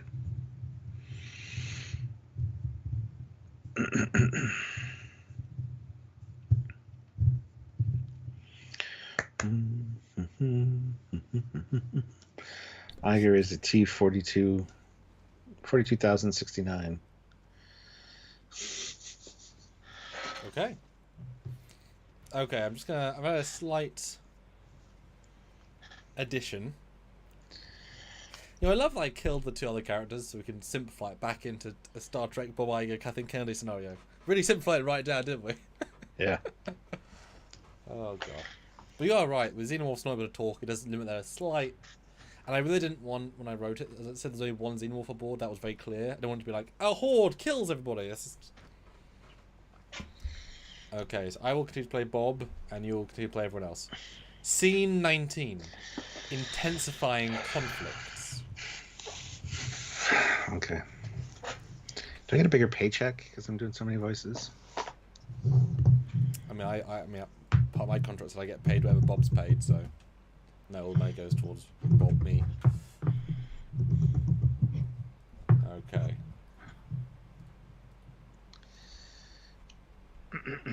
As the group absorbs the news of Admiral Picard's arrival and prepares to coordinate efforts, Kathleen Kennedy and Bob Iger's argument escalates amidst the crisis. The tension between them is palpable, mixing professional rivalry with urgent need to address the threats at hand. This is just like you, Bob, to ignore the real issues. My projects were visionary, and the only reason they didn't receive the acclaim they deserved is because of biased critics and YouTube reviewers like Wars Culture and Trekyards. Wow. Kathleen, please. The audience knows what it wants. If anything, channels like Trekyards have kept the spirit of good storytelling alive. Something you might learn a thing or two from. Besides, I dislike the nitpicking too, but they do appreciate quality when they see it. Guys, seriously, we've got real aliens to worry about. And you're arguing about movie reviewers and idiots like Trekyards. This conflict is counterproductive. We must focus on strategic solutions, not past grievances. Admiral Picard and the Enterprise crew can assist us. We need to prepare for their arrival and plan our next steps effectively. You're right. This isn't the time for this kind of argument. Let's focus on the immediate threat. Bob, we can settle our differences later. Agreed. For now, let's deal with these extraterrestrial complications. We'll have plenty of time to revisit our creative differences later when we kill Trekyards together. As the group starts to focus on the pressing matter, they quickly organize a meeting point to discuss tactics with Admiral Picard once he boards. The arrival of the Enterprise represents a significant boost to their capabilities, and there is a sense of urgency to capitalize on this new advantage. I've never thought I'd be in the middle of a fight. Think with time travel, space aliens, and now Starfleet. This is beyond crazy. The complexity of our situation requires adaptability and cooperation. Prepare for engagement. The group nods, each member mentally preparing for the challenges ahead. They move forward towards the docking area to greet Admiral Picard and his team, ready to combine forces and tackle the unprecedented threat head on. So you can probably put Classic for Reals 2 together, because this next one is Iger is the T42,069. There, now it's canon.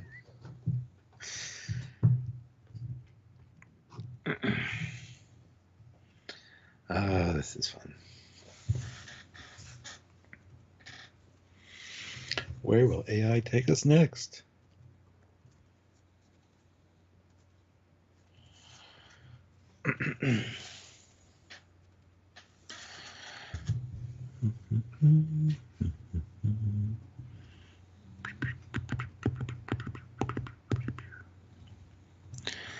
22 likes. Has anyone out there not hit the like button yet? You know, I like it when people hit the like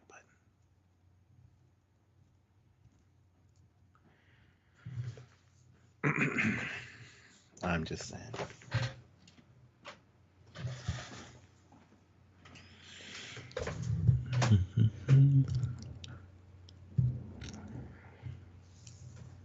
All right. Okay.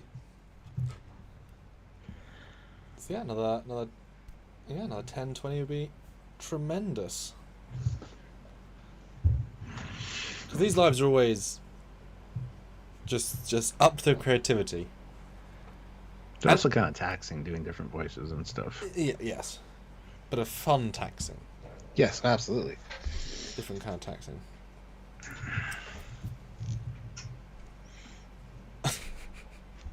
Yeah, the summaries at the end are rather silly. Scene 20, Betrayal, and the mission change.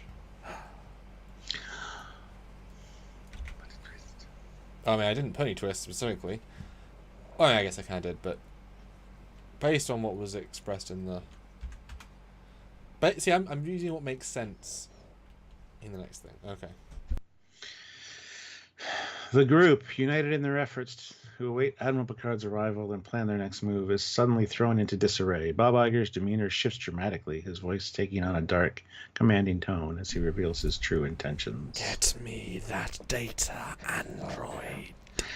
As he commands his identity as the T-42,069, a highly undisclosed model of Terminator becomes apparent. The revelation sends a chill through the group. Wait, what? What the? You're a Terminator too? The T-42,069 doesn't respond to Simon. His focus now entirely on manipulating the group's own Terminator. You will follow these instructions precisely. Board the Enterprise, locate the android named Data, and secure him for Skynet. The T-800, under the influence of the 42,069's advanced programming capabilities, begins to change its behavior. His eyes, normally devoid of any particular emotion, now show a hint of conflict before settling into a determined, unwavering gaze. He turns abruptly and starts walking towards Samus's shuttle, which is prepped to dock with the Enterprise. Objective updated, commencing mission. And just like your last few movies, this is a terrible idea. What are you doing? The T-800 ignores her, his programming now overridden by the T-42,069's commands. Kathleen turns to Simon and the rest of the group, her frustration evident. We can't let him get a data. If Skynet gets control of Android like that, game's over, man. Game's over. Right. We need to stop him, and we need to do it now. I'll let the Enterprise somehow. How? I don't know. I'll do it somehow. They need to be ready for him. Simon quickly relays the situation to the Enterprise, warning them of the T-800's reprogrammed mission. Meanwhile, the rest of the group prepares to intercept the T-800 before he can board the shuttle. Yes. Let the game continue, just like ever-increasing Marvel box office revenue. As the T-800 approaches the shuttle, the group readies themselves for a confrontation, understanding the high stakes of preventing Skynet's plan from coming to fruition. Hey, Ray. This has been a hell of a story. Thank you for adding in. We're only $3 away from our goal, so just saying. Ray Ricks, £5. Just got here, but I feel Kathleen Kennedy should be an infiltrator Terminator from Skynet.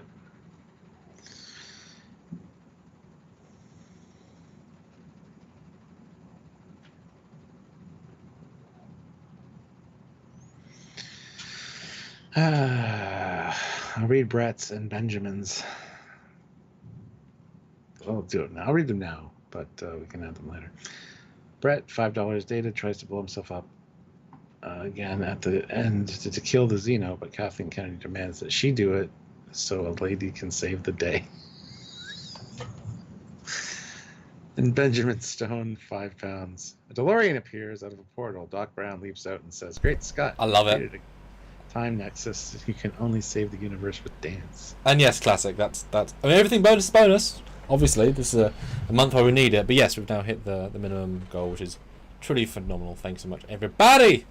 Yes, thank you guys. And as we've said, this builds upon, and I love this sort of thing. We've got a cohesive-ish story with characters that have some depth, some interpersonal relationships.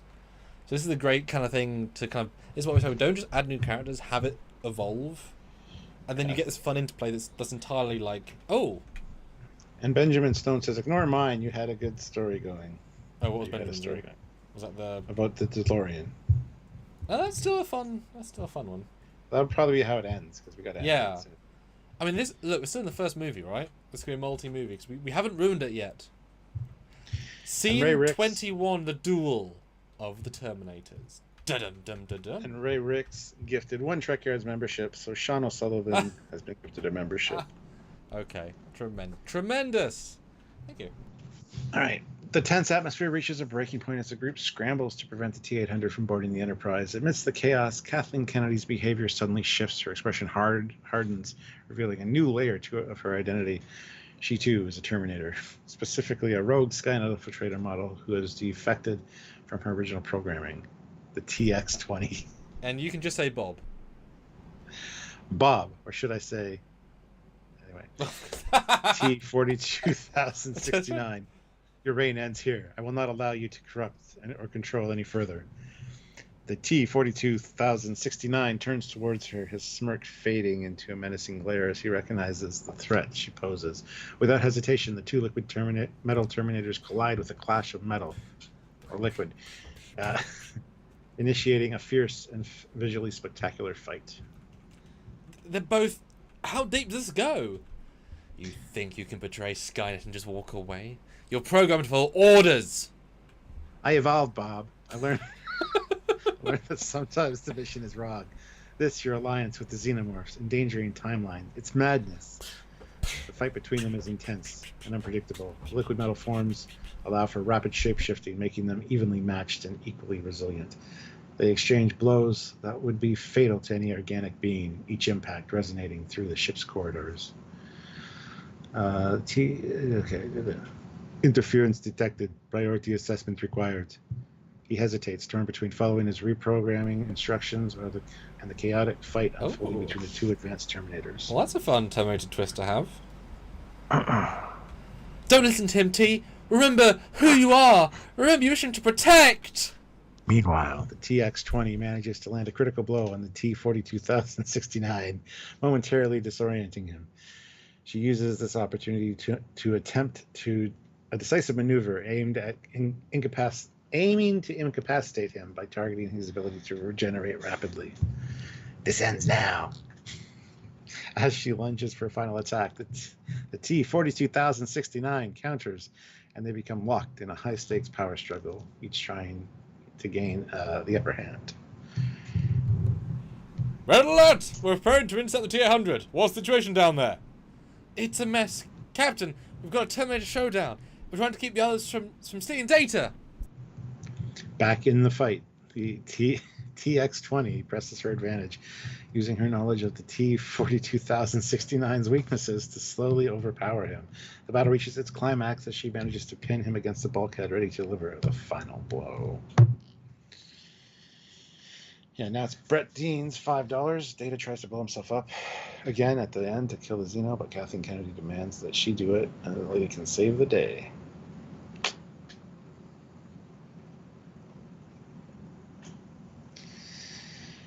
I'm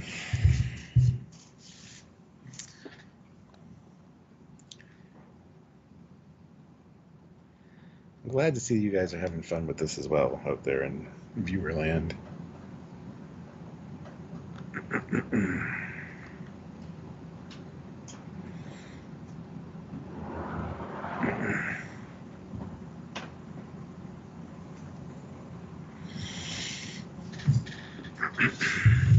All right.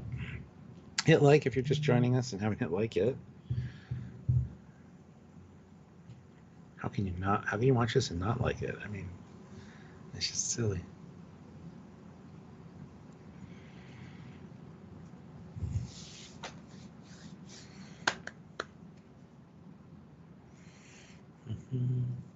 Benjamin says, I don't mind. I have done daft stuff like moving it to Teletubby Land before. Just too daft. Scene 22. And Brett Brett Dean has just joined the channel at the rank of Ensign. I guess we won him over. Thank you so much, Ensign. Ensign! Welcome, welcome. We do have fun here. We do. And a lot of our shows are very much user, game show, back and forth feedback. You very much are part of this channel. When you're part of it. I wonder why they call Kathleen Kennedy TX20. I thought you put that in. Nope, that was it. Huh. Yeah, I don't know. I wonder why. I like when we make decisions, like actually creative decisions. All right, this is definitely. I'm still picturing it. It still makes sense. We're still in the sense-making land. Scene 22: tensions and sacrifices. The chaotic struggle between Kathleen Kennedy's TX-20 and Bob's T-42069 intensifies. Amidst this fierce battle, Data materializes via a transporter beam holding a Tetryon bomb, his expression one of grim determination. I intend to use this Tetryon bomb to eradicate the Xenomorph threat aboard. It is a logical and effective solution. Before he can move to execute his plan, Kathleen Kennedy intercepts him, her voice assertive as she holds out her hand for the bomb. Let me do it, Data. It's time a woman took the lead on saving the day. We need a narrative where the lady is the hero. Oh, please. If it's anything like your handling of The Last Jedi and Rey's character, we're all doomed. Stick to running movies, not tactical... Ruining movies, not tactical operations. Data, briefly taken aback by the sudden shift in his mission, processes the emotional undertones of the situation. His android features soften into a semblance of contemplation. Very well, Miss Kennedy. I will assist in other capacities. Data quickly moves away to join Simon, who is struggling to keep up with the rapid developments. Meanwhile, Kathleen Kennedy, now holding the bomb, turns her attention back to Bob Iger with a renewed sense of purpose. Simon, I will assist you on securing critical systems. The T-800 must be stopped from reaching the Enterprise. Thanks, Data. We could really use a hand. I'm so confused by everything's happening here. I'm just an engineer. I started out with a sandwich. Do you remember that? A sandwich. And think of the dart tournament, everyone. My life was so simple. Yesterday's morning. Back in the duel, Kathleen Kennedy primes the Tetryon bomb, her eyes locked on Bob Iger, who smirks confidently despite the looming threat. Kathleen's stance is firm, her resolve clear as she prepares for a dramatic showdown. This is not just about tactics, Bob. It's about proving that change can be good, that new heroes can emerge, and today it will be a woman who ends this threat. Bob Iger scoffs but remains wary, aware that the bomb poses a real danger not just to the Xenomorphs but to all of them. The room is thick with tension as each party prepares for the possible outcomes of this explosive confrontation. Just make sure you get it right. We don't want another narrative flop, would we? Kathleen ignores the jab, focusing instead on her mission. With a final glance at her allies, she activates the bomb's timer and prepares to make her move. Her determination to reshape the legacy and perhaps the fate of all aboard, clear in her unwavering gaze. And Brett, long-time listener, finally getting on board. How long? What's the... When do you join the madness? Well, we're glad you joined, but yes, thank you for loving the channel. We appreciate that. So now, next is Benjamin Stone's £5. Jesus Christ. Okay, we're going to have to call that the last one, though, because... This will be the end of part 1. Because we can still save this. There could be a part 2 of this. And it'd be great to do a last time on summary. Last time on Terminator. Reckoning. And that'd be quite funny. So Benjamin Stone, $5. A DeLorean appears out of a portal. Doc Brown leaps out and says, "Great Scott, you've created a timeline nexus. Or time nexus. You can only save the universe with dance."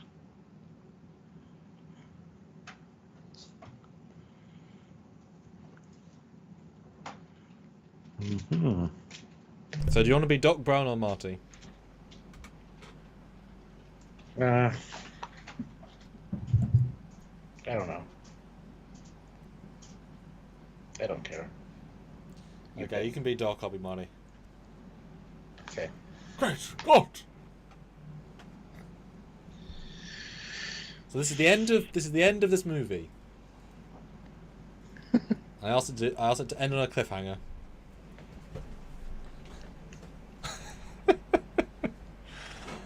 Goodness. And then we'll do our meta. So explain meta commentary while it finishes off doing. Yeah. Meta commentary is where Sam asks the AI to review this in Trekyards' opinion, basically. So it takes all of his knowledge of Trekyards and has us review it, and then of course we will read our own lines. So it's us reviewing it, but how AI think we would do it, which is always fun. Scene 23: Time Nexus and the dance situation, or the dance solution. Amidst the tension of the impending detonation of the Tetrion bomb by Kathleen Kennedy, the environment around them shimmers unnaturally. Suddenly, the unthinkable sound of a vehicle approaching at high speed echoes through the hallways, followed by the iconic screeching of tires. A DeLorean, doors swinging open, skids to a halt in the midst of the chaos. Doc Brown, wild-haired and wide-eyed, jumps out, looking around frantically. "Great Scott! You've created a time nexus. This is highly unstable. Whoa." Everyone turns to look at the newcomer, bewildered by yet another twist in their already surreal situation. Right? Doc Brown rushes forward, his expression one of urgent concern. "The only way to save the universe now is with dance. Yes, dance. It's the key to harmonizing the temporal frequencies." Marty McFly steps out of the DeLorean, adjusting his jacket and looking equally alarmed, but slightly amused by Doc's conclusion. Dance, Doc? Are you serious? How's he gonna fix a time nexus? "Marty, remember the enchantment under the sea dance? Dance has unique vibrational properties that can resonate with temporal energies. It's the rhythmic synchronization. It's science, Marty." Well, folks, you heard the man. Looks like it's time to boogie our way out of this one. Doc Brown starts setting up what appears to be an impromptu dance floor, pulling gadgets from his DeLorean that emit pulsating lights and rhythmic beats. The group exchange incredulous glances, unsure of how to react, but intrigued by the absurdity of the proposal. "Come on, everyone. It's time to dance like the universe depends on it. Because it does." Marty, though hesitant, starts tapping his foot to the beat, looking around to see if anyone else will join. Kathleen Kennedy pauses at her bomb activation, eyeing Doc Brown with a mix of confusion and curiosity. Let's make this the best dance of a history of time travel. "Exactly, Marty. Let's harmonize the temporal frequencies and save the universe." The screen begins to glow with the lights of Doc's gadgets. The music builds, and just as the first members of the group tentatively start to move to the rhythm, the scene cuts to black, leaving the audience hanging on the cliffhanger of whether the dance will indeed save the universe or if it's just another eccentric idea from Doc Brown's brilliant mind. And Classic for Real, $5. Just want to say, love this. Really looking forward to the content funded with this. True That's that. all I got there. But Prodigy content basically up and coming. Yeah. Which time do you guys do AI stories? Just click the notification bell icon. Our lives during the week are very varied, so basically, if you think, ooh, do I fancy seeing what Trekyards is up to? It will be live at the same time, 5 p.m. Eastern. It can be between Mondays, any 4 p.m. Eastern. That's what I mean. 4 p.m. Eastern, any day of the week. It could be normally it's sort of 2 to 3 days a week. But that we often change our options as we go. But yeah, I mean, it all depends. If you guys like these formats, we do more of them. Yeah. I try to have fun here sometimes. We're not all serious doom and gloom. Wait, are we ever doom and gloom? No, not really. It's like to have fun. And we got a great community, and we like you guys to be part of things and participate and super chat, and super chats help us, and we read all your super chats, and we get to know everybody, and it's great. We've got a fantastic community of Trekyardians. So. Okay, so I've had it right. A trailer. I'll be the narrator. You'll be we'll be the characters we were, because it's included quite a few of them. It's included Doc Brown this one as well. Jesus. So it's the official trailer for Terminator vs. Alien Reckoning. So picture this. In a world where people create bullshit. I mean... Okay. The official trailer created by AI for AI story. Okay. Go for it, Stuart. It's your say directions, I'll be narrator. Quick cuts of a dimly lit corridor inside a mining ship, each flash accompanied by a sound of a distant echoing clangs and sinister hisses. In the darkness, in the darkest reaches of space, A new threat emerges. Simon, mid-30s engineer, is seen tightening bolts on a massive engine, murmuring to himself. Suddenly he pauses, hearing a strange noise. Not the first time I've heard that. The silhouette of the T-800 Terminator, iconic and menacing, steps into the light.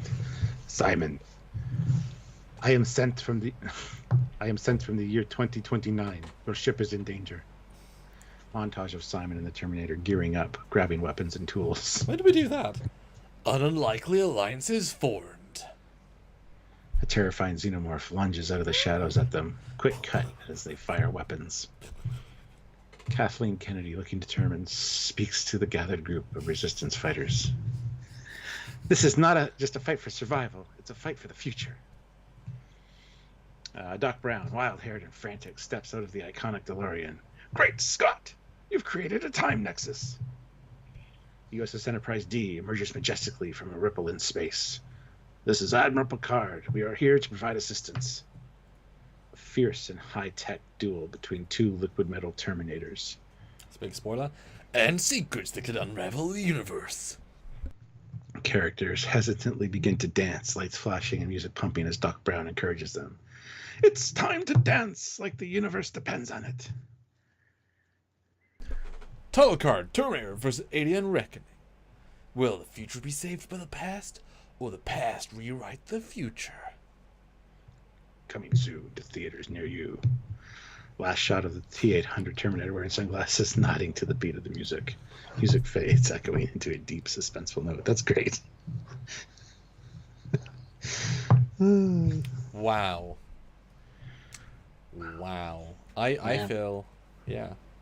Yeah. All right, let's get our meta review done, because time is of the essence.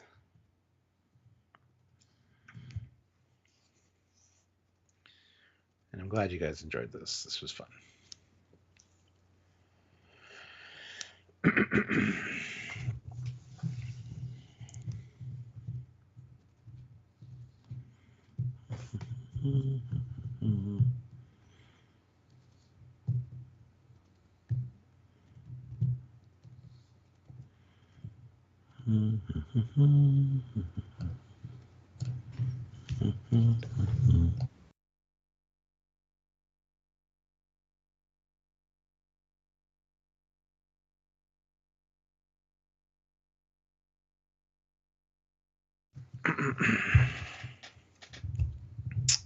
Dun, dun, dun, dun, dun.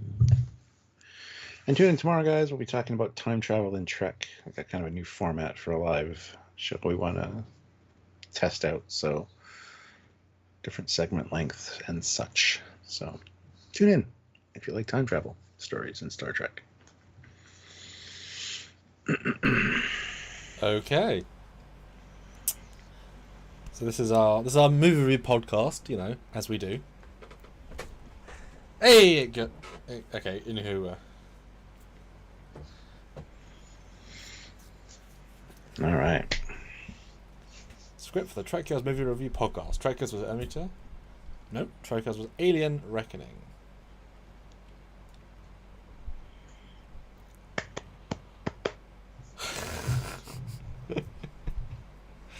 I hope everyone's still here to listen. This is always a fun thing.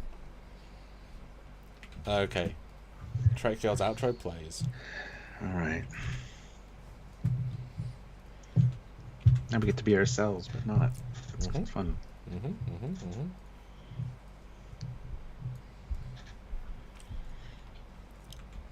All right. Welcome back to Trekyards, everyone. I'm Commander Samuel. And I'm Captain Stewart. Today we got something really special for you guys, a review of the newly released crossover extravaganza, Terminator vs. Alien Reckoning. That's right, Stuart. We just got back from seeing it at the cinema, and wow, it was a ride. And we had to dive into the details, so let's get started. First off, let's talk about the premise. Merging the worlds of Terminator and Alien, plus a dash of Star Trek, and even Back to the Future, sounds like a fan's dream, or a potential disaster. Yeah, absolutely, Stuart. And surprisingly, it wasn't a disaster. The film managed to weave these universes together in a way that felt respectful to each franchise, though it definitely leaned into the absurdity of such a crossover. Right, like the Terminator. Right, like the Terminator teaming up with a human to fight not just xenomorphs, but also rogue AI, and then having the U.S. Enterprise show up. It was like every sci-fi's fans' wildest fantasy. Speaking of the Enterprise, I thought the inclusion of Admiral Picard and Reborn Data was a brilliant touch. It gave the Star Trek fans something to really cheer about, especially with the tachyon displacement scene. Yes, and the visuals. They did not skimp on the effects. The showdown between the two liquid metal Terminators, Kathleen Kennedy and Bob Iger's characters, was visually stunning. Very T2 vibes with modern technology. But now let's talk about that climax. Doc Brown turning the tide with the dance-off to stabilize a time nexus. I mean, it was out there even for this film. It was, but somehow it worked. It's one of those moments that's so bizarre that you can't help but go along with it. And the audience in the theater, they seem to love it. Yeah, definitely. Definitely a memorable moment. Now, folks, if you've seen the movie, we'd love to hear your thoughts as well. Drop a comment and let's discuss this ride together. Bleep! Oh, well, look at this. Classic for real. Just super chatted $500. Wow. With a message saying, thanks, guys. Thank you so much. Classic for real. That's incredibly generous of you. Yeah, thank you. Your support means the world to us. It allows us to keep bringing content like this. Well, it's about time to wrap this up. Final thoughts, Samuel? Well, Terminator vs. Alien Reckoning is a film that throws everything at the wall and sees what sticks. And not everything it does, but it's fun. It's a wild ride that's worth watching for any sci-fi fan. Agreed. So go check it out and then join us back here for to dive deeper into this crazy universe. Oh, it's you. Don't forget to like, subscribe, go to Patreon, support us monthly if you can, and one-time donation trekyards@hotmail.com, and I'll join the channel notification bell. Until next time, I'm Commander Samuel. That's how I say my outro. And I'm Captain Stewart. Keep on trekking, everyone. Outro sequence. Dun, dun, dun. Thanks, Classic. You're amazing. Classic for real. Check super chat record to make sure I didn't just give away $500,000. Well, the AI says you did. All right. Well, there you go, guys. That was fun. We did it. With world's first Alien versus Terminator versus Back to the Future versus Star Trek versus Kathleen Kennedy versus Bob Iger film. Versus Metroid. Metroid was in there. Versus Discovery. Versus Simon. Yeah. Simon says. No fun. All right, guys. Goodness. Thank you so much for watching. Until tomorrow, he's Commander Cockings. He's Commander Samuel. He is Captain Stewart. I'll see you guys later. Thanks, guys. Bye, everybody.